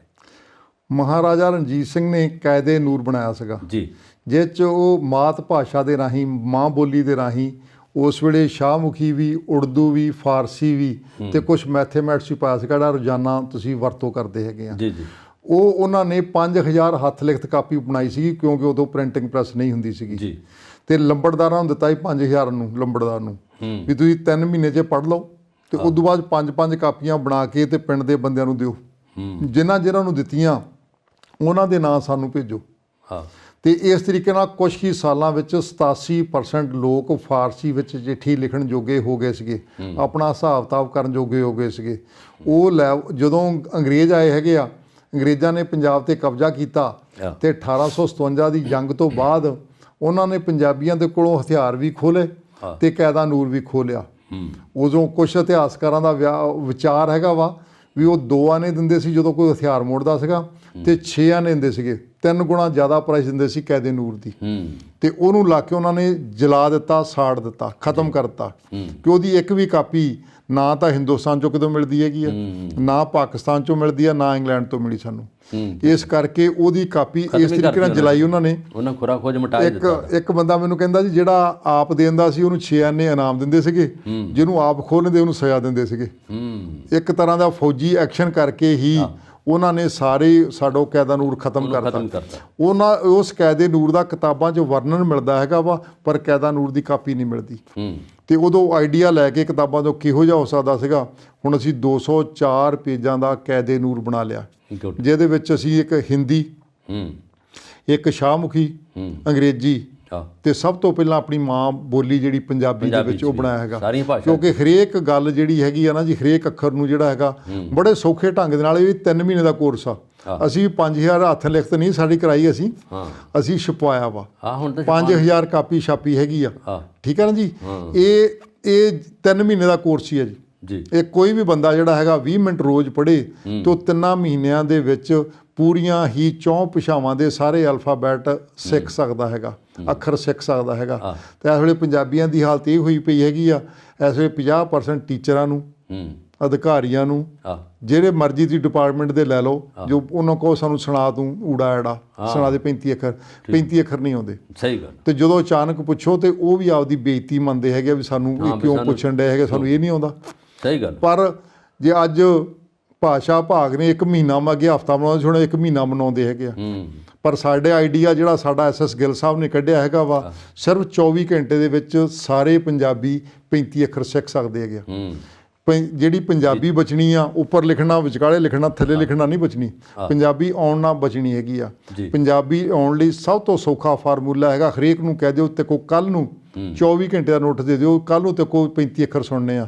ਗਰੰਟੀ ਆ ਮੇਰੀ 100% ਲੋਕ ਹੀ 35 ਅੱਖਰ ਸੁਣਾਉਣਗੇ, ਕਿਉਂਕਿ ਬਹੁਤ ਸੌਖਾ ਕੰਮ ਹੈ। ਸਿਰਫ ਅਚਾਨਕ ਨਾ ਪੁੱਛੋ, ਜੇ ਅਚਾਨਕ ਪੁੱਛਦੇ ਹੋ ਤੇ ਉਹਦੀ ਬੇਇੱਜ਼ਤੀ ਵੀ ਹੁੰਦੀ ਆ ਤੇ ਤੁਹਾਡੀ ਵੀ ਉਹ ਬੇਇੱਜ਼ਤੀ ਕਰਦਾ ਹੈਗਾ। ਇਸ ਕਰਕੇ ਜੇ 24 ਘੰਟੇ ਦਾ ਟਾਈਮ ਦਿੱਤਾ ਜਾਵੇ ਵੀ ਤੁਸੀਂ 24 ਘੰਟੇ ਬਾਅਦ ਸਾਨੂੰ ਊੜਾ ਐੜਾ ਸਿਖਾ ਦਿਓ, 35 ਅੱਖਰ ਦੱਸ ਦਿਓ, 100% ਲੋਕ ਪੰਜਾਬੀ ਊੜਾ ਐੜਾ ਸਿੱਖ ਜਾਣਗੇ। ਬਿਲਕੁਲ। ਮੈਂ ਗੱਲ ਕਰਨਾ ਚਾਹੁੰਦਾ ਚੱਠਾ ਸਾਹਿਬ, ਤੁਸੀਂ ਕੈਨੇਡਾ 'ਚ ਜਾ ਕੇ ਪੰਜਾਬੀ ਨੂੰ ਪ੍ਰਫੁੱਲਤ ਕਰਨ ਲਈ, ਲੋਕਾਂ ਤੱਕ ਪਹੁੰਚਾਉਣ ਲਈ, ਕਮਿਊਨੀਕੇਸ਼ਨ ਦੁਬਾਰਾ ਨਵੇਂ ਸਿਰਿਓਂ ਉਜਾਗਰ ਕਰਨ ਲਈ ਕੰਮ ਕੀਤਾ। ਪਰ ਜਿਹੜੀ ਗੱਲ ਜਿਹੜੀ ਦੁਰਦਸ਼ਾ ਪੰਜਾਬ 'ਚ ਪੰਜਾਬੀ ਦੀ ਹੈ, ਇਹ ਮੇਰਾ ਖਿਆਲ ਹੈ ਕਿ ਅਸੀਂ ਦਰਸ਼ਕਾਂ ਨਾਲ ਸਾਂਝੀ ਵੀ ਕਰਨੀ ਚੰਗੀ ਸਮਝਦੇ ਹਾਂ। ਜਿਸ ਤਰ੍ਹਾਂ ਤੁਸੀਂ ਦੱਸਿਆ ਕਿ ਜਿਹੜੇ ਸ਼ਬਦ ਜੋੜ ਨੇ, ਸਿਹਾਰੀ ਬਿਹਾਰੀ, ਔਂਕੜ ਦਲੌਂਕੜ ਦਲਾਂਕੜੇ ਜਾਂ ਟਿੱਪੀ ਜਾਂ ਕੰਨਾ, ਇਹ ਕੁਛ ਨਹੀਂ ਪਤਾ ਕਿ ਕੀ ਆਵਾਜ਼ ਦਿੰਦਾ ਲੋਕਾਂ ਨੂੰ। ਜੇ ਜੰਝ ਲਿਖਣੀ ਹੋਵੇ, ਜੰਝੇ ਦਾ ਪਤਾ ਨਹੀਂ ਗਾ, ਝੱਜਾ ਪਾ ਦਿੰਦੇ ਉਹਦੇ ਵਿੱਚ। ਜੇ ਤੁਸੀਂ ਮੁੰਡਾ ਲਿਖਣਾ ਤਾਂ ਉੱਤੇ ਟਿੱਪੀ ਨਹੀਂ ਪਾਉਂਦੇ। ਜਿੱਥੇ ਤੁਸੀਂ ਟਿੱਪੀ ਦੀ ਆਵਾਜ਼ ਇੱਥੇ ਰੱਖਣੀ ਆ, ਜਿਹੜੀ ਗ੍ਰਾਮਰ ਆ ਬੇਸਿਕ, ਜਿਹੜੀ ਤੁਸੀਂ 35 ਅੱਖਰੀ ਦੀ ਗੱਲ ਕੀਤੀ ਆ, ਦੂਜੇ ਗੁਰੂ ਅੰਗਦ ਦੇਵ ਜੀ ਤੋਂ ਬਾਅਦ ਸ਼ੁਰੂ ਖਡੂਰ ਸਾਹਿਬ ਤੋਂ ਹੋ ਕੇ ਗੁਰਮੁਖੀ ਦਾ ਇਹਨੂੰ ਸਕ੍ਰਿਪਟ ਮਿਲਿਆ, ਜਿਹੜੀ ਇਹ ਉਜਾਗਰ ਹੋਈ ਉਹਦੇ 'ਚ। ਔਰ ਉਧਰ ਸ਼ਾਹਮੁਖੀ ਪਾਕਿਸਤਾਨ 'ਚ ਉਹ ਵੀ ਪ੍ਰਫੁੱਲਤ ਉਸੇ ਤਰ੍ਹਾਂ ਹੋਈ ਹੈ। ਪਰ ਪੰਜਾਬ ਦੇ ਲੋਕਾਂ ਨੂੰ ਰਿਹਾ ਵੀ ਅੰਗਰੇਜ਼ੀ ਤਾਂ ਜ਼ਰੂਰ ਹੈ, ਚਲੋ ਵਿਸ਼ਵ ਦੀ ਭਾਸ਼ਾ ਹੈ, ਇੰਟਰਨੈਸ਼ਨਲ ਲੈਂਗੁਏਜ ਹੈ, ਪੜ੍ਹਨੀ ਚਾਹੀਦੀ ਹੈ। ਨਾ ਤਾਂ ਪੂਰੀ ਤਰ੍ਹਾਂ ਉਹ ਆਉਂਦੀ ਹੈ ਅਤੇ ਨਾ ਮਾਤ ਭਾਸ਼ਾ ਆਉਂਦੀ ਹੈ। ਤੁਸੀਂ ਇਹ ਗੱਲ ਦਾ ਯਤਨ ਕੀਤਾ, ਵਿਸ਼ੇਸ਼ ਤੌਰ 'ਤੇ ਕੈਨੇਡਾ 'ਚ ਜਾ ਕੇ ਤੁਸੀਂ ਇਹ ਕੰਮ ਕੀਤਾ ਔਰ ਉੱਥੋਂ ਦੀ ਜਨਰੇਸ਼ਨ ਨੂੰ ਤੁਸੀਂ ਸਿਖਾਇਆ ਕਿ ਪੰਜਾਬੀ ਆ ਹੈਗੀ ਹੈ, ਉਹ ਬੋਲੋ। ਕਿਉਂਕਿ ਉਹ ਬੱਚੇ ਤਾਂ ਫਿਰ ਅੰਗਰੇਜ਼ੀ ਦੇ ਮਗਰ ਲੱਗੇ ਉੱਥੇ, ਜਾਂ ਕੈਨੇਡੀਅਨ ਭਾਸ਼ਾ ਜਿਹੜੀ ਉਹਦੇ ਮਗਰ ਲੱਗੇ ਆ। ਤੁਸੀਂ ਦੁਬਾਰਾ ਆਪਣੀ ਉਸ ਖਿੱਤੇ ਵੱਲ ਨੂੰ ਮੋੜ ਪਵਾਇਆ ਬੱਚਿਆਂ ਦਾ, ਲੋਕਾਂ ਦਾ। ਔਰ ਉਹਦੇ ਵਿੱਚ ਜਿੱਦਾਂ ਹੁਣ ਕਾਇਦੇ ਨੂਰ ਦੀ ਤੁਸੀਂ ਦੱਸਿਆ, ਸਾਰੀਆਂ ਭਾਸ਼ਾ 'ਚ ਉਹਨੂੰ ਪਬਲਿਸ਼ ਕਰਾਤਾ, ਟਾਈਪ ਕਰਵਾ ਕੇ। ਉਹ ਤਾਂ ਰਾਜਕਾਲ ਇੱਦਾਂ ਦਾ ਸੀ, ਮਹਾਰਾਜਾ ਰਣਜੀਤ ਸਿੰਘ ਦਾ, ਉਦੋਂ ਤਾਂ ਛਾਪਾਖਾਨਾ ਹੈ ਹੀ ਨਹੀਂ ਸੀਗਾ। ਹੱਥ ਲਿਖਤ ਨਾਲ ਫਿਰ ਵੀ ਉਹਨਾਂ ਨੇ 500 ਕਾਪੀ ਵੰਡ ਕੇ ਪਿੰਡਾਂ 'ਚ ਵੰਡੀ, ਲੰਬੜਦਾਰਾਂ ਦੀ ਉਸ ਵੇਲੇ ਡਿਊਟੀ ਲਾਤੀ। ਔਰ ਤੁਸੀਂ ਹੁਣ ਉਸ ਜ਼ਮਾਨੇ ਦੀ ਗੱਲ ਕਰਦੇ ਜਿੱਥੇ ਇਸ ਵੇਲੇ ਮੀਡੀਆ ਵੀ ਆ, ਜਿਹਦੇ ਵਿੱਚ ਸੋਸ਼ਲ ਮੀਡੀਆ ਨਾਲ ਹੀ ਚੱਲ ਰਿਹਾ, ਜਿਹਦੇ ਵਿੱਚ ਤੁਸੀਂ ਕਾਪੀਆਂ ਲੋਕਾਂ ਤੱਕ ਪਹੁੰਚਾਈਆਂ ਵੀ ਹੈਗੀਆਂ, ਸਾਰੀਆਂ ਭਾਸ਼ਾ ਵਿੱਚ ਪਹੁੰਚਾਈਆਂ। ਇਹ ਵਿਸ਼ੇਸ਼ ਯਤਨ ਆ, ਤਦ ਕਰਕੇ ਮੈਂ ਦਰਸ਼ਕਾਂ ਨਾਲ ਸਾਂਝਾ ਕਰਨਾ ਚਾਹੁੰਦਾ। ਅਤੇ ਕਿਉਂਕਿ ਇਹਨਾਂ ਨੇ ਕਾਇਦੇ ਨੂਰ 'ਤੇ ਵੀ ਕੰਮ ਕੀਤਾ, ਨੈਤਿਕ ਸਿੱਖਿਆ 'ਤੇ ਵੀ ਕੰਮ ਕੀਤਾ ਹੈਗਾ, ਪੰਜਾਬੀ ਭਾਸ਼ਾ 'ਤੇ ਵੀ ਕਰ ਰਹੇ ਨੇ। ਅਤੇ ਮੇਰਾ ਦੂਸਰਾ ਸਵਾਲ ਇਹ ਹੈ ਤੁਹਾਡੇ ਨਾਲ। ਪਹਿਲਾਂ ਮੈਂ ਥੋੜ੍ਹਾ ਤੁਹਾਨੂੰ ਕਰੈਕਟ ਕਰਦਾ। ਜੀ ਜੀ। ਸ਼ਾਇਦ ਤੁਹਾਡੇ ਮੂੰਹ 'ਚੋਂ ਅਚਾਨਕ ਹੀ ਨਿਕਲ ਗਿਆ 500 ਕਾਪੀ ਛਾਪੀ। ਜੀ ਜੀ ਜੀ। ਹਾਂ, ਉਹਨਾਂ ਨੇ ਮਹਾਰਾਜ ਨੇ 500 ਨਹੀਂ, ਉਹਨਾਂ ਨੇ 5000 ਛਾਪੀ। ਬਸ ਇਹ ਨਹੀਂ, ਠੀਕ ਕਰੈਕਸ਼ਨ ਠੀਕ, ਕੋਈ ਗੱਲ ਨਹੀਂ, ਆਪਾਂ ਇਹ ਗੱਲ ਠੀਕ ਹੈ, ਕਿਤੇ ਹੋ ਜਾਂਦਾ ਗਿਣਤੀ 'ਚ। ਪਰ ਠੀਕ ਹੈਗਾ, ਜਿਹੜਾ ਤੁਸੀਂ, ਮੈਂ ਇਹ ਗੱਲ ਕਰਨੀ ਚਾਹ ਰਿਹਾ ਸੀ ਕਿ ਜਿਹੜਾ ਤੁਸੀਂ ਹੁਣ ਇਹਨਾਂ ਨੂੰ ਦੁਬਾਰਾ ਟਾਈਪ ਕਰਵਾ ਕੇ ਫਿਰ ਵੰਡਿਆ ਗਿਆ, ਔਰ ਬਾਕੀ ਡਿਫਰੈਂਟ ਲੈਂਗੁਏਜ ਦੇ ਵਿੱਚ, ਅੰਗਰੇਜ਼ੀ 'ਚ ਵੀ ਹੈਗਾ, ਆਪਣੀ ਪੰਜਾਬੀ 'ਚ ਵੀ ਕਰ ਦਿੱਤਾ ਤੁਸੀਂ, ਔਰ ਬਾਕੀ ਭਾਸ਼ਾ ਜਿਹੜੀਆਂ ਨਾਲ ਦੀਆਂ ਉਹਦੇ ਨਾਲ ਵੀ ਕਰ ਦਿੱਤਾ, ਲੋਕਾਂ ਤੱਕ ਪਹੁੰਚਾਇਆ ਮੈਸੇਜ। ਔਰ ਤੁਸੀਂ ਕਿਹਾ ਕਿ ਇਹਦੇ 'ਚ ਬਹੁਤ ਛੇਤੀ ਸਿੱਖ ਸਕਦੇ ਆ, ਕਿਉਂਕਿ ਤੁਸੀਂ ਸੂਝਵਾਨ, ਜਿੱਦਾਂ ਤੁਸੀਂ ਐਸ ਗਿੱਲ ਸਾਹਿਬ ਦੀ ਗੱਲ ਕੀਤੀ, ਉਹਨਾਂ ਨੇ ਵੀ ਪੈਟਰਨ ਬਣਾਇਆ, ਔਰ ਬਾਕੀ ਸੂਝਵਾਨ ਵੀ ਤੁਹਾਡੇ ਨਾਲ ਨੇ, ਪੂਰੀ ਟੀਮ ਹੈ ਤੁਹਾਡੇ ਨਾਲ। ਔਰ ਦੂਜੀ ਗੱਲ ਇਹ ਕਰਨਾ ਚਾਹਾਂਗਾ ਮੈਂ ਕਿ ਜਦੋਂ ਤੁਸੀਂ ਪੰਜਾਬ 'ਚ ਆਉਂਦੇ ਜੇ, ਇੱਥੇ ਪੰਜਾਬ 'ਚ ਹੁਣ ਤੁਸੀਂ ਆ ਗਏ ਜੇ ਆਪਣੀ ਧਰਤੀ 'ਤੇ, ਜਿਹਦੇ ਨਾਲ ਤੁਹਾਡਾ ਮੋਹ ਹੈਗਾ, ਕੀ ਤੁਹਾਨੂੰ ਬਾਕੀ ਜਿਹੜੇ ਉਦੋਂ ਦੇ ਸਾਹਿਤਕਾਰ ਨੇ, ਜਾਂ ਜਿਹੜੇ ਇੱਥੋਂ ਦੇ ਸੂਝਵਾਨ ਨੇ, ਜਿਹੜੇ ਇੱਥੋਂ ਦੇ ਸ਼ਾਸਤਰੀ ਨੇ, ਵਿਗਿਆਨੀ ਨੇ, ਉਹਨਾਂ ਨਾਲ ਤੁਹਾਡਾ ਮੇਲ ਮਿਲਾਪ ਹੁੰਦਾ ਕਿ ਤੁਹਾਡੇ ਤੋਂ ਕਈ ਕੁਛ ਨਹੀਂ ਕਈਆਂ ਨੂੰ ਮਿਲਿਆ ਜਾਂਦਾ ਥੋੜ੍ਹੇ ਸਮੇਂ 'ਚ? ਜਿੰਨਿਆਂ ਕੁ ਨੂੰ ਮਿਲ ਸਕਦੇ ਅਸੀਂ, ਜੇ ਮਿਲਦੇ ਹੈਗੇ ਆ, ਚੰਗੇ ਬੰਦੇ, ਵਧੀਆ ਬੰਦੇ ਹੈਗੇ ਆ, ਮਿਲਦੇ ਹੈਗੇ ਆ। ਮੈਂ ਜਿਹੜੀ ਗੱਲ ਕੀਤੀ ਨਾ, ਕਾਇਦੇ ਨੂਰ ਦੇ ਵਿੱਚ ਇਕੱਲਾ ਊੜਾ ਐੜਾ ਤੇ 35 ਅੱਖਰ ਨਹੀਂ ਗਏ, ਉਹ ਤੁਸੀਂ ਐਕਸਪਲੇਨ ਕਰ ਗਏ, ਸਿਆਰੀ ਬਿਆਰੀ, ਔਂਕੜ ਦਲੈਂਕੜ, ਸਾਰਾ ਕੁਝ ਉਹਦੇ ਵਿੱਚ ਹੈਗਾ। ਪਰ ਸ਼ੁਰੂਆਤ ਤਾਂ ਪਹਿਲੇ ਸਟੈਪ ਤੋਂ ਕਰਨੀ ਪੈਣੀ ਨਾ। ਚਾਹੇ ਤੁਸੀਂ 100 ਮੀਟਰ ਦੌੜਨਾ ਤੇ ਚਾਹੇ ਤੁਸੀਂ 26 ਮੀਟਰ ਦੌੜਨਾ, ਪਹਿਲਾ ਸਟੈਪ ਦਾ ਤੁਹਾਨੂੰ ਤੁਰਨਾ ਹੀ ਪੈਣਾ ਹੈਗਾ, ਪੱਟਣਾ ਪੈਣਾ ਹੈਗਾ। ਮੈਂ ਉਹ ਤਾਂ ਕੀਤਾ ਸੀ, 35 ਅੱਖਰ ਜਿਹੜੇ ਹੈਗੇ ਆ ਉਹ ਪਹਿਲਾ ਸਟੈਪ ਆ। ਇੱਦਾਂ ਹੀ ਜਿੱਦਾਂ ਅੰਗਰੇਜ਼ੀ ਦੇ 26 ਅੱਖਰ ਜਿਹੜੇ ਆ ਉਹ ਪਹਿਲਾ ਸਟੈਪ ਹੈਗੇ ਆ, ਹਿੰਦੀ ਦੇ ਹੈਗੇ ਆ 52 ਅੱਖਰ ਹੈਗੇ, ਉਹ ਪਹਿਲਾ ਸਟੈਪ ਹੈਗੇ ਆ। ਜਿਹੜੇ ਸ਼ਾਹਮੁਖੀ ਦੇ ਆ, ਉਰਦੂ ਨਾਲ ਸੰਬੰਧ ਜਿਹੜੇ ਰੱਖਦੇ ਅਲਫਾਬੈਟ ਸੇਮ ਹੀ ਆ, ਉਹ 37 ਅੱਖਰ ਹੈਗੇ ਆ। ਮੈਂ ਕਹਿੰਦਾ ਅਲਫਾਬੈਟ ਪਹਿਲੇ ਤੁਸੀਂ ਸਿੱਖ ਲਓ। ਜਿਹੜੇ ਬੰਦੇ ਨੇ ਸਰਦਾਰ ਜੀ 35 ਅੱਖਰ ਸਿੱਖ ਲਏ ਨਾ, ਉਹਨੇ ਔਂਕੜ ਦੋਂਕੜ ਦਲਦਾਰੀਆਂ ਉਹ ਵੀ ਸਿੱਖ ਹੀ ਲੈਣੀਆਂ। ਇਸ ਕਰਕੇ ਸ਼ੁਰੂਆਤ ਕਰਨ ਦੀ ਲੋੜ ਹੈਗੀ ਆ, ਫਿਰ ਆਪੇ ਲੱਗ ਰਹਿਣਾ। ਜੇ ਹਰ ਰੋਜ਼ ਕੋਈ ਵੀ ਬੰਦਾ 20 ਮਿੰਟ ਪੜ੍ਹੇ ਤੇ ਉਹ 3 ਮਹੀਨੇ ਦੇ ਵਿੱਚ 4 ਭਾਸ਼ਾਵਾਂ ਦਾ ਚੰਗਾ ਮਾਹਰ ਹੋ ਸਕਦਾ ਹੈਗਾ। ਸਹੀ ਗੱਲ। ਹਰੇਕ ਬੰਦੇ ਨੂੰ 3 ਆਉਂਦੀਆਂ ਹੁੰਦੀਆਂ। ਮੈਨੂੰ ਵੀ ਦੇਖੋ ਜੀ, ਪੰਜਾਬੀ ਆਉਂਦੀ ਸੀ, ਹਿੰਦੀ ਆਉਂਦੀ ਸੀ, ਅੰਗਰੇਜ਼ੀ ਆਉਂਦੀ ਸੀਗੀ, ਸ਼ਾਹਮੁਖੀ ਨਹੀਂ ਆਉਂਦੀ ਸੀਗੀ। ਉਹ 3 ਮਹੀਨਿਆਂ 'ਚ ਮੈਂ ਸਾਰੇ ਅੱਖਰ ਪਾਉਣ ਲੱਗ ਪਿਆ। ਅਸੀਂ ਜਦੋਂ ਆਨਲਾਈਨ ਕਲਾਸਾਂ ਲਾਉਂਦੇ, ਮੈਂ ਉਹਨੂੰ ਲਿਖਣ ਡਿਆ ਹੁੰਦਾ ਹੈਗਾ। ਹਰੇਕ ਬੰਦਾ ਹੀ 3 ਮਹੀਨੇ ਦੇ ਵਿੱਚ ਇਹਨਾਂ 4 ਭਾਸ਼ਾਵਾਂ ਨੂੰ ਸਿੱਖ ਸਕਦਾ ਹੈਗਾ, ਸਿੱਖ ਲੈਣੀਆਂ ਚਾਹੀਦੀਆਂ, ਹਰੇਕ ਨੂੰ ਫਾਇਦਾ। ਉਹਦਾ ਕਾਰਨ ਆ ਵੀ ਜਿਹੜਾ ਬੰਦਾ ਪੰਜਾਬੀ ਗੁਰਮੁਖੀ 'ਚ ਇਹ ਆਪਣੇ ਪੰਜਾਬ 'ਚ, ਹਿੰਦੁਸਤਾਨ 'ਚ ਹੈਗਾ, ਉਹ ਗੁਰਮੁਖੀ ਦੇ ਰਾਹੀਂ ਹਿੰਦੀ ਵੀ ਸਿੱਖ ਲੂਗਾ, ਅੰਗਰੇਜ਼ੀ ਵੀ ਸਿੱਖ ਲੂਗਾ, ਸ਼ਾਹਮੁਖੀ ਵੀ ਸਿੱਖ ਲੂਗਾ। ਜਿਹੜਾ ਪੰਜਾਬ ਤੋਂ ਬਾਹਰ ਰਹਿੰਦਾ, ਹਿੰਦੁਸਤਾਨ ਦੇ ਵਿੱਚ ਪੰਜਾਬੀ ਹੈਗਾ, ਜਿਹਦੀ ਹਿੰਦੀ ਲੈਂਗੁਏਜ ਹੈਗੀ ਆ, ਉਹ ਹਿੰਦੀ ਰਾਹੀਂ ਗੁਰਮੁਖੀ ਵੀ ਸਿੱਖੂਗਾ, ਅੰਗਰੇਜ਼ੀ ਵੀ ਸਿੱਖੂਗਾ, ਸ਼ਾਹਮੁਖੀ ਸਿੱਖੂਗਾ। ਜਿਹੜੇ ਸਾਡੇ ਬਾਹਰ ਬੱਚੇ ਹੈਗੇ ਆ, ਇੰਗਲੈਂਡ ਦੇ ਵਿੱਚ, ਆਸਟ੍ਰੇਲੀਆ ਵਿੱਚ, ਕੈਨੇਡਾ ਵਿੱਚ, ਅਮਰੀਕਾ ਦੇ ਵਿੱਚ, ਉਹ ਇੰਗਲਿਸ਼ ਦੇ ਰਾਹੀਂ ਇਹਨੂੰ ਸਾਡੀ ਗੁਰਮੁਖੀ ਨੂੰ ਸਿੱਖ ਲੈਣਗੇ। ਇੱਦਾਂ ਹੀ ਸ਼ਾਹਮੁਖੀ ਵਾਲੇ ਜਿਹੜੇ ਹੈਗੇ ਆ, ਪਾਕਿਸਤਾਨ ਵਾਲੇ ਹੈਗੇ ਆ, ਉਹ ਸਾਡੀ ਸਿੱਖ ਲੈਣਗੇ। ਹੁਣ ਜੋ ਮੈਂ ਪਾਕਿਸਤਾਨ ਗਿਆ ਹੈਗਾ, ਉਦੋਂ 26 ਲੜਕੀਆਂ ਸੀ ਜਿਨ੍ਹਾਂ ਨੂੰ ਗੁਰਮੁਖੀ ਦੇ 35 ਅੱਖਰ 3 ਦਿਨ ਦੀ ਵਰਕਸ਼ਾਪ ਲਾ ਕੇ ਉਹਨਾਂ ਨੂੰ ਸਿਖਾਲ ਕੇ ਆਏ ਹੈਗੇ ਆ। ਇਹ ਆਨੰਦ ਪ੍ਰਦਾਨ ਕਰਨ ਦੇ ਨਾਲ ਅਸੀਂ ਇੱਕ ਦੂਜੇ ਦਾ ਸਾਹਿਤ ਪੜ੍ਹ ਸਕਾਂਗੇ। ਸ਼ਾਹਮੁਖੀ ਤੇ ਗੁਰਮੁਖੀ ਦਾ ਜਿੰਨਾ ਸਾਹਿਤ ਹੈਗਾ ਨਾ ਜੀ, ਉਹ ਇੱਕ ਸੇ ਪੜ੍ਹ ਸਕਾਂਗੇ ਅਸੀਂ। ਇਹ ਪੜ੍ਹਨਾ ਜ਼ਰੂਰੀ। ਹਾਂ, ਮੇਰੇ ਖਿਆਲ ਹੈ ਕਿ ਜਿਸ ਤਰ੍ਹਾਂ ਪਹਿਲੀ ਪੜ੍ਹਾਈ ਜਦੋਂ ਆਪਾਂ ਆਮ ਸਕੂਲਾਂ 'ਚ ਪੜ੍ਹਦੇ ਰਹੇ, ਉਦੋਂ ਫੱਟੀਆਂ 'ਤੇ ਲਿਖਣਾ, ਸਲੇਟਾਂ 'ਤੇ ਲਿਖਣਾ, ਬੁਝਾ ਦੇਣਾ, ਉਹਨੂੰ ਫਿਰ ਦੁਬਾਰਾ ਰਿਪੀਟ ਕਰਨਾ। ਪਹਿਲੋਂ ਤਾਂ ਊੜੇ ਆੜੇ ਨਾਲ ਜਿਹੜੀ 35 ਅੱਖਰੀ ਹੈ ਇਹਦੇ 'ਤੇ ਜ਼ੋਰ ਲਾਇਆ ਜਾਂਦਾ ਸੀਗਾ। ਪਹਿਲੋਂ ਤੁਹਾਡੀ ਗੱਲ ਸਹੀ ਹੈ। ਔਰ ਮੇਰਾ ਖਿਆਲ ਹੈ ਕਿ ਇਹਦੇ ਵਿੱਚ ਸਾਡਾ ਐਜੂਕੇਸ਼ਨ ਪੈਟਰਨ ਵੀ ਥੋੜ੍ਹਾ ਜਿਹਾ ਅਪਸੈਟ ਹੋ ਗਿਆ। ਇਸ ਕਰਕੇ ਹੋ ਗਿਆ ਕਿ ਅਸੀਂ ਨਾ ਤਾਂ ਕਲਮਾਂ ਦੇ ਨੇੜੇ ਆਉਣ ਦਿੱਤੇ, ਸਿਆਹੀ ਵੀ ਸਾਡੇ ਤੋਂ ਖੁੱਸ ਗਈ, ਅਤੇ ਜਿਹੜੀਆਂ ਫੱਟੀਆਂ ਉਹ ਵੀ ਨਹੀਂ ਰਹੀਆਂ, ਨਾ ਸਲੇਟਾਂ ਰਹੀਆਂ, ਨਾ ਸਲੇਟੀ ਰਹੀ, ਕੁਛ ਨਹੀਂ ਰਿਹਾ। ਔਰ ਉਹਦੇ ਨਾਲ ਜਦੋਂ ਅਸੀਂ ਮਾਡਰਨਾਈਜ਼ ਵਾਲੇ ਪਾਸੇ ਆ ਗਏ ਹਾਂ, ਡਰੰਕਾਂ ਨਾਲ ਲਿਖਦੇ ਸੀ ਉਹ ਡਰੰਕ ਵੀ ਗਏ, ਫਿਰ ਪੈਨ ਆ ਗਏ, ਪੈਨ ਵੀ ਗਏ, ਹੁਣ ਬਾਲ ਪੈਨ ਆ ਗਏ। ਔਰ ਉਹਦੇ ਨਾਲ ਜੋ ਕੁਛ ਹੋ ਗਿਆ, ਭਾਸ਼ਾ ਦੇ ਵਿੱਚ ਬੜੀ ਉਹ ਰੁਕਾਵਟ ਆ ਗਈ। ਰੁਕਾਵਟ ਇਸ ਕਰਕੇ ਆਈ ਕਿ ਜਿੱਦਾਂ ਤੁਸੀਂ 35 ਅੱਖਰੀ ਦੀ ਗੱਲ ਕੀਤੀ, ਕਾਇਦੇ ਨਹੀਂ ਲੱਭਦੇ ਸਕੂਲਾਂ 'ਚ, ਨਾ ਕੋਈ ਪੜ੍ਹਾਉਂਦਾ ਹੀ ਹੈਗਾ। ਐਜੂਕੇਸ਼ਨ ਦਾ ਜਿਹੜਾ ਸਿਸਟਮ ਆ ਥੋੜ੍ਹਾ ਜਿਹਾ ਦੁਕਾਨਦਾਰੀ 'ਚ ਆ ਗਿਆ। ਉਹਦੇ 'ਚ ਆਉਣ ਨਾਲ, ਦੁਕਾਨਦਾਰੀ 'ਚ ਆਉਣ ਨਾਲ, ਕਿਤਾਬਾਂ ਇੱਥੋਂ ਲਓ ਜੀ, ਕਿਤਾਬਾਂ ਦੇ ਨਾਲ ਬੂਟ ਜਰਾਬਾਂ ਇੱਥੋਂ ਲਓ ਜੀ, ਉਹ ਸਾਰਾ ਕੁਛ ਹੋਇਆ। ਪੰਜਾਬ ਗੌਰਮੈਂਟ ਨੇ ਥੋੜ੍ਹਾ ਜਿਹਾ ਉਹਨਾਂ ਉੱਤੇ ਪਾਬੰਦੀ ਲਾਈ ਆ। ਔਰ ਜੇ ਅਸੀਂ ਬੇਸਿਕ ਜਿਹੜੀ ਤੁਸੀਂ ਗੱਲ ਕੀਤੀ ਆ, ਬੁਨਿਆਦ ਤੋਂ ਤਾਂ ਅਸੀਂ ਉੱਪਰ ਚੱਲ ਜਾਵਾਂਗੇ, ਫਿਰ ਸਾਡਾ ਸਾਰਾ ਕੁਛ ਗਵਾਚ ਜੂਗਾ। ਤੁਸੀਂ ਕੈਨੇਡਾ ਰਹਿੰਦੇ ਜੇ, ਬਾਹਰਲੇ ਦੇਸ਼ਾਂ 'ਚ ਬਹੁਤ ਗਏ ਜੇ, ਪਾਕਿਸਤਾਨ 'ਚ ਵੀ ਬਹੁਤ ਵਾਰੀ ਗਏ ਜੇ। ਜਿਹੜੀ ਪ੍ਰਾਇਮਰੀ ਐਜੂਕੇਸ਼ਨ 'ਤੇ ਉਹਨਾਂ ਨੇ ਜ਼ੋਰ ਲਾਉਂਦੇ ਆ, ਅਸੀਂ ਉਹ ਲਾਉਣਾ ਹਟ ਗਏ ਹਾਂ। ਜਿਹੜੀ ਬੁਨਿਆਦ ਆ, ਜਿਹੜੇ ਬੱਚੇ ਦਾ ਜਿਹੜਾ ਇਹਦੇ ਜੋ ਕੁਝ ਬਣਦੀ ਸ਼ਖਸੀਅਤ ਉੱਭਰਦੀ ਆ, ਜਿਹੜਾ ਕੱਚੇ ਘੜੇ ਦੇ ਨਿਆਈ ਹੁੰਦਾ ਬੱਚਾ, ਜੋ ਉੱਤੇ ਰੰਗ ਦਿੱਤਾ ਗਿਆ, ਉਹ ਇਸੇ ਕਰਕੇ ਬੱਚਿਆਂ ਦਾ ਕੋਈ ਕਸੂਰ ਨਹੀਂ, ਸਿਸਟਮ ਦਾ ਕਸੂਰ ਹੈਗਾ। ਹੁਣ ਤੁਸੀਂ ਉਸ ਸਿਸਟਮ ਨੂੰ ਦੁਬਾਰਾ ਰਿਵਾਈਵ ਕੀਤਾ ਹੈ, ਇਹ ਬੜੇ ਵੱਡੇ ਯਤਨ ਦੀ ਗੱਲ ਹੈ, ਬੜੇ ਯਤਨਸ਼ੀਲ ਜੇ। ਔਰ ਮੇਰਾ ਖਿਆਲ ਹੈ ਕਿ ਤੁਸੀਂ ਦੁਬਾਰਾ ਸਾਡੇ ਦਰਸ਼ਕਾਂ ਨਾਲ ਭਾਸ਼ਾ ਦੇ ਬਾਰੇ 2-4 ਗੱਲਾਂ ਹੋਰ ਕਰੋ ਕਿ ਭਾਸ਼ਾ ਦੇ ਵਿੱਚ ਹੋਰ ਕੀ ਤਰੁੱਟੀਆਂ ਨੇ ਜਿਹੜੀਆਂ ਲੋਕਾਂ ਨੂੰ ਸਿੱਖਣ ਨੇ। ਤਰੁੱਟੀ ਮੈਨੂੰ ਤਾਂ ਸਰ ਜੀ ਇੱਕੋ ਲੱਗਦੀ ਹੈਗੀ ਆ ਜੀ। ਜਿਹੜਾ ਗਿਆਨ ਹੈਗਾ ਨਾ ਜੀ, ਉਹ ਆਪਦੀ ਮਾਂ ਬੋਲੀ 'ਚ ਲੈਣਾ ਚਾਹੀਦਾ। ਬਿਲਕੁਲ ਸਹੀ। ਦੂਜੀਆਂ ਭਾਸ਼ਾਵਾਂ ਨੂੰ ਭਾਸ਼ਾਵਾਂ ਤੌਰ 'ਤੇ ਸਿੱਖ ਲੈਣਾ ਚਾਹੀਦਾ। ਸਹੀ। ਇਸ ਵੇਲੇ ਪੰਜਾਬ ਵਿੱਚ, ਹਿੰਦੁਸਤਾਨ 'ਚ ਗਲਤ ਰੁਝਾਨ ਪੈ ਗਿਆ ਵੀ ਅਸੀਂ ਗਿਆਨ ਜਿਹੜਾ ਅੰਗਰੇਜ਼ੀ 'ਚ ਸਿੱਖਣਾ। ਅੰਗਰੇਜ਼ੀ 'ਚ ਗਿਆਨ ਸਿੱਖਣ ਦੀ ਗੱਲ ਨੇ ਹੀ ਬੱਚਿਆਂ 'ਚ ਡਿਪਰੈਸ਼ਨ ਹੈਗੀ ਆ, ਮਾਪਿਆਂ ਉੱਪਰ ਫਾਈਨੈਂਸ਼ੀਅਲੀ ਬੋਝ ਆ, ਵਿੱਤੀ ਬੋਝ ਹੈਗਾ। ਲੋੜ ਹੈਗੀ ਆ ਵੀ ਜਿਹੜਾ ਜਿੰਨਾ ਵੀ ਗਿਆਨ ਹੈਗਾ, ਚਾਹੀਦਾ ਤਾਂ ਇਹ ਹੈਗਾ ਵੀ ਸਾਰੀਆਂ ਕਿਤਾਬਾਂ ਤਾਂ ਵੀ ਮਾਂ ਬੋਲੀ ਦੇ ਵਿੱਚ ਲਿਖੋ। ਕੱਲੀਆਂ 5ਵੀਂ 7ਵੀਂ 10ਵੀਂ ਤੱਕ ਨਹੀਂ ਗੀਆਂ, ਸਾਰਾ ਹੀ ਸਿਲੇਬਸ ਸਾਡਾ ਲਾ ਦਾ ਜੇ ਤੇ ਪੰਜਾਬੀ 'ਚ ਪੜ੍ਹ ਲਓ ਤਾਂ ਕੀ ਨੁਕਸਾਨ ਹੈਗਾ। ਸਹੀ ਗੱਲ। ਮੈਡੀਕਲ ਤੁਸੀਂ ਇਲਾਜ ਮੈਡੀਕਲ ਜਿਹੜਾ ਹੈਗਾ ਵਾ, ਤੁਸੀਂ ਜੇ ਪੰਜਾਬੀ ਪੜ੍ਹ ਲਓ ਕੀ ਨੁਕਸਾਨ ਹੈਗਾ ਵਾ। ਚਾਹੀਦਾ ਹੈਗਾ ਵੀ ਆਪਦੀ ਭਾਸ਼ਾ ਦੇ ਵਿੱਚ ਹਾਇਰ ਐਜੂਕੇਸ਼ਨ ਦੀਆਂ ਵੀ ਕਿਤਾਬਾਂ ਹੋਣੀਆਂ ਚਾਹੀਦੀਆਂ ਹੈਗੀਆਂ। ਦੂਸਰੀਆਂ ਭਾਸ਼ਾਵਾਂ ਨੂੰ ਭਾਸ਼ਾਵਾਂ ਦੇ ਤੌਰ 'ਤੇ ਸਿੱਖ ਲਓ। ਉਹਨਾਂ ਦੇ ਲਿਟਰੇਚਰ ਦੇ ਰਾਹੀਂ ਸਾਨੂੰ ਸਿੱਖਣ ਦੀ ਲੋੜ ਨਹੀਂ ਕਿ ਭਾਸ਼ਾ ਦੀ ਕੋਈ ਵੀ ਭਾਸ਼ਾ ਤੁਸੀਂ ਸਿੱਖਣੀ ਹੋਵੇ 6 ਮਹੀਨੇ ਜਾਂ ਸਾਲ ਵਿੱਚ ਸਿੱਖ ਸਕਦੇ ਹੋ। ਬੜਾ ਜ਼ੋਰ ਲੱਗਦੀ 1.5 ਸਾਲ ਸਿੱਖ ਲਓਗੇ। ਤੁਸੀਂ ਦੇਖੋ ਜੀ, ਜਰਮਨ ਨੇ ਜਿੰਨਾ ਵੀ ਉਹਨਾਂ ਦੀ ਪੜ੍ਹਾਈ ਉਹਨਾਂ ਦੀ ਆਪਦੀ ਭਾਸ਼ਾ 'ਚ, ਜਾਪਾਨ ਦੀ ਪੜ੍ਹਾਈ ਉਹਨਾਂ ਦੀ ਆਪਦੀ ਭਾਸ਼ਾ ਦੇ ਵਿੱਚ ਹੈਗਾ, ਰਸ਼ੀਆ ਦੀ ਆਪਦੀ ਭਾਸ਼ਾ ਵਿੱਚ ਹੈਗੀ ਆ, ਅਤੇ ਤਰੱਕੀ ਤੋਂ ਉਹ ਵੀ ਤਾਂ ਕਾਮਯਾਬ ਹੀ ਆ ਨਾ। ਕਾਮਯਾਬ। ਚਾਈਨਾ ਨਾਲੋਂ ਵੱਡਾ ਕਾਮਯਾਬ ਤਾਂ ਕੋਈ ਨਹੀਂ ਹੋਣਾ। ਬਿਲਕੁਲ। ਦੁਨੀਆ ਦੇ ਸਭ ਤੋਂ ਜ਼ਿਆਦਾ ਵੱਡੀ ਬੋਲੀ ਜਾਂਦੀ ਹੈ, ਲੋਕ ਉਹਨੂੰ ਵੀ ਸਿੱਖ ਰਹੇ ਹੈਗੇ ਆ। ਇਸ ਕਰਕੇ ਉਹ ਉਹਨਾਂ ਨੇ ਆਪਦੀ ਬੋਲੀ ਦੇ ਵਿੱਚ ਸਭ ਕੁਛ ਕਰ ਲਿਆ। ਅਤੇ ਪੰਜਾਬੀਆਂ ਨੂੰ ਵੀ ਲੋੜ ਹੈਗਾ ਵਾ ਵੀ ਪੰਜਾਬੀ ਭਾਸ਼ਾ ਦੀਆਂ ਹਾਇਰ ਐਜੂਕੇਸ਼ਨ, ਸਾਰੀ ਐਜੂਕੇਸ਼ਨ ਪੰਜਾਬੀ 'ਚ ਕਰਾਉਣ, ਦੂਜੀਆਂ ਭਾਸ਼ਾਵਾਂ ਨੂੰ ਭਾਸ਼ਾਵਾਂ ਦੇ ਤੌਰ 'ਤੇ ਸਿੱਖ ਲੈਣ। ਮੈਂ ਇਹ ਨਹੀਂ ਕਹਿੰਦਾ ਵੀ ਇਕੱਲੀ ਪੰਜਾਬੀ ਦੀ ਸਿੱਖੋ, ਇਕੱਲੀ ਪੰਜਾਬੀ ਵਾਲਿਆਂ ਨੂੰ ਰੁਜ਼ਗਾਰ ਨਹੀਂ ਮਿਲਦਾ ਅਤੇ ਇਕੱਲੀ ਅੰਗਰੇਜ਼ੀ ਵਾਲਿਆਂ ਨੂੰ ਵੀ ਨਹੀਂ ਮਿਲਦਾ। ਅੱਜ ਕੱਲ੍ਹ ਜਿਨ੍ਹਾਂ ਨੂੰ ਜ਼ਿਆਦੀਆਂ ਭਾਸ਼ਾਵਾਂ ਆਉਂਦੀਆਂ ਉਹ ਸੌਖੀਆਂ ਨੌਕਰੀਆਂ ਲੈਂਦੇ ਹੈਗੇ ਆ। ਜੇ ਉਹਨੂੰ ਫਰੈਂਚ ਵੀ ਨਾਲ ਆਉਂਦੀ ਹੋਵੇ ਨਾ ਜੀ, ਜਿਹੜਾ ਮਲਟੀ ਲੈਂਗੁਏਜ ਅੱਜ ਕੱਲ੍ਹ ਹੋਣਾ ਬਹੁਤ ਜ਼ਰੂਰੀ ਹੈਗਾ ਜੀ।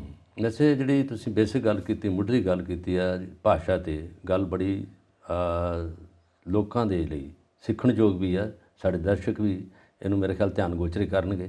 ਉਹਦੇ 'ਚ ਇਹ ਹੈਗਾ ਕਿ ਤੁਸੀਂ ਅੰਗਰੇਜ਼ੀ ਦੀਆਂ ਭਾਵੇਂ 4 MA ਕਰ ਜਾਓ ਜਾਂ ਦੂਜੀਆਂ ਭਾਸ਼ਾ ਦੀਆਂ ਜਿੰਨੀ ਮਰਜ਼ੀ MA ਕਰ ਦਿਓ, ਜੋ ਮਾਤਰ ਭਾਸ਼ਾ 'ਚ ਰਹਿ ਕੇ ਤੁਸੀਂ ਐਕਸਪ੍ਰੈਸ਼ਨ ਦੇ ਸਕਦੇ ਜੇ, ਫਲੂਐਂਟਲੀ ਬੋਲ ਸਕਦੇ ਜੇ, ਲੱਛੇਦਾਰ ਗੱਲਾਂ ਕਰ ਸਕਦੇ ਜੇ, ਜਾਂ ਭਾਸ਼ਾ ਦੇ ਸ਼ਬਦ ਜਿਹੜੇ ਵਧੀਆ ਤੋਂ ਵਧੀਆ ਬੋਲ ਸਕਦੇ ਜੇ, ਉਹ ਔੜਦੇ ਨੇ ਕਿਉਂਕਿ ਤੁਸੀਂ ਆਪਣੀ ਮਾਂ ਕੋਲ ਬਹਿ ਕੇ ਗੋਦੀ 'ਚੋਂ ਸਿੱਖਿਆ ਵਾ।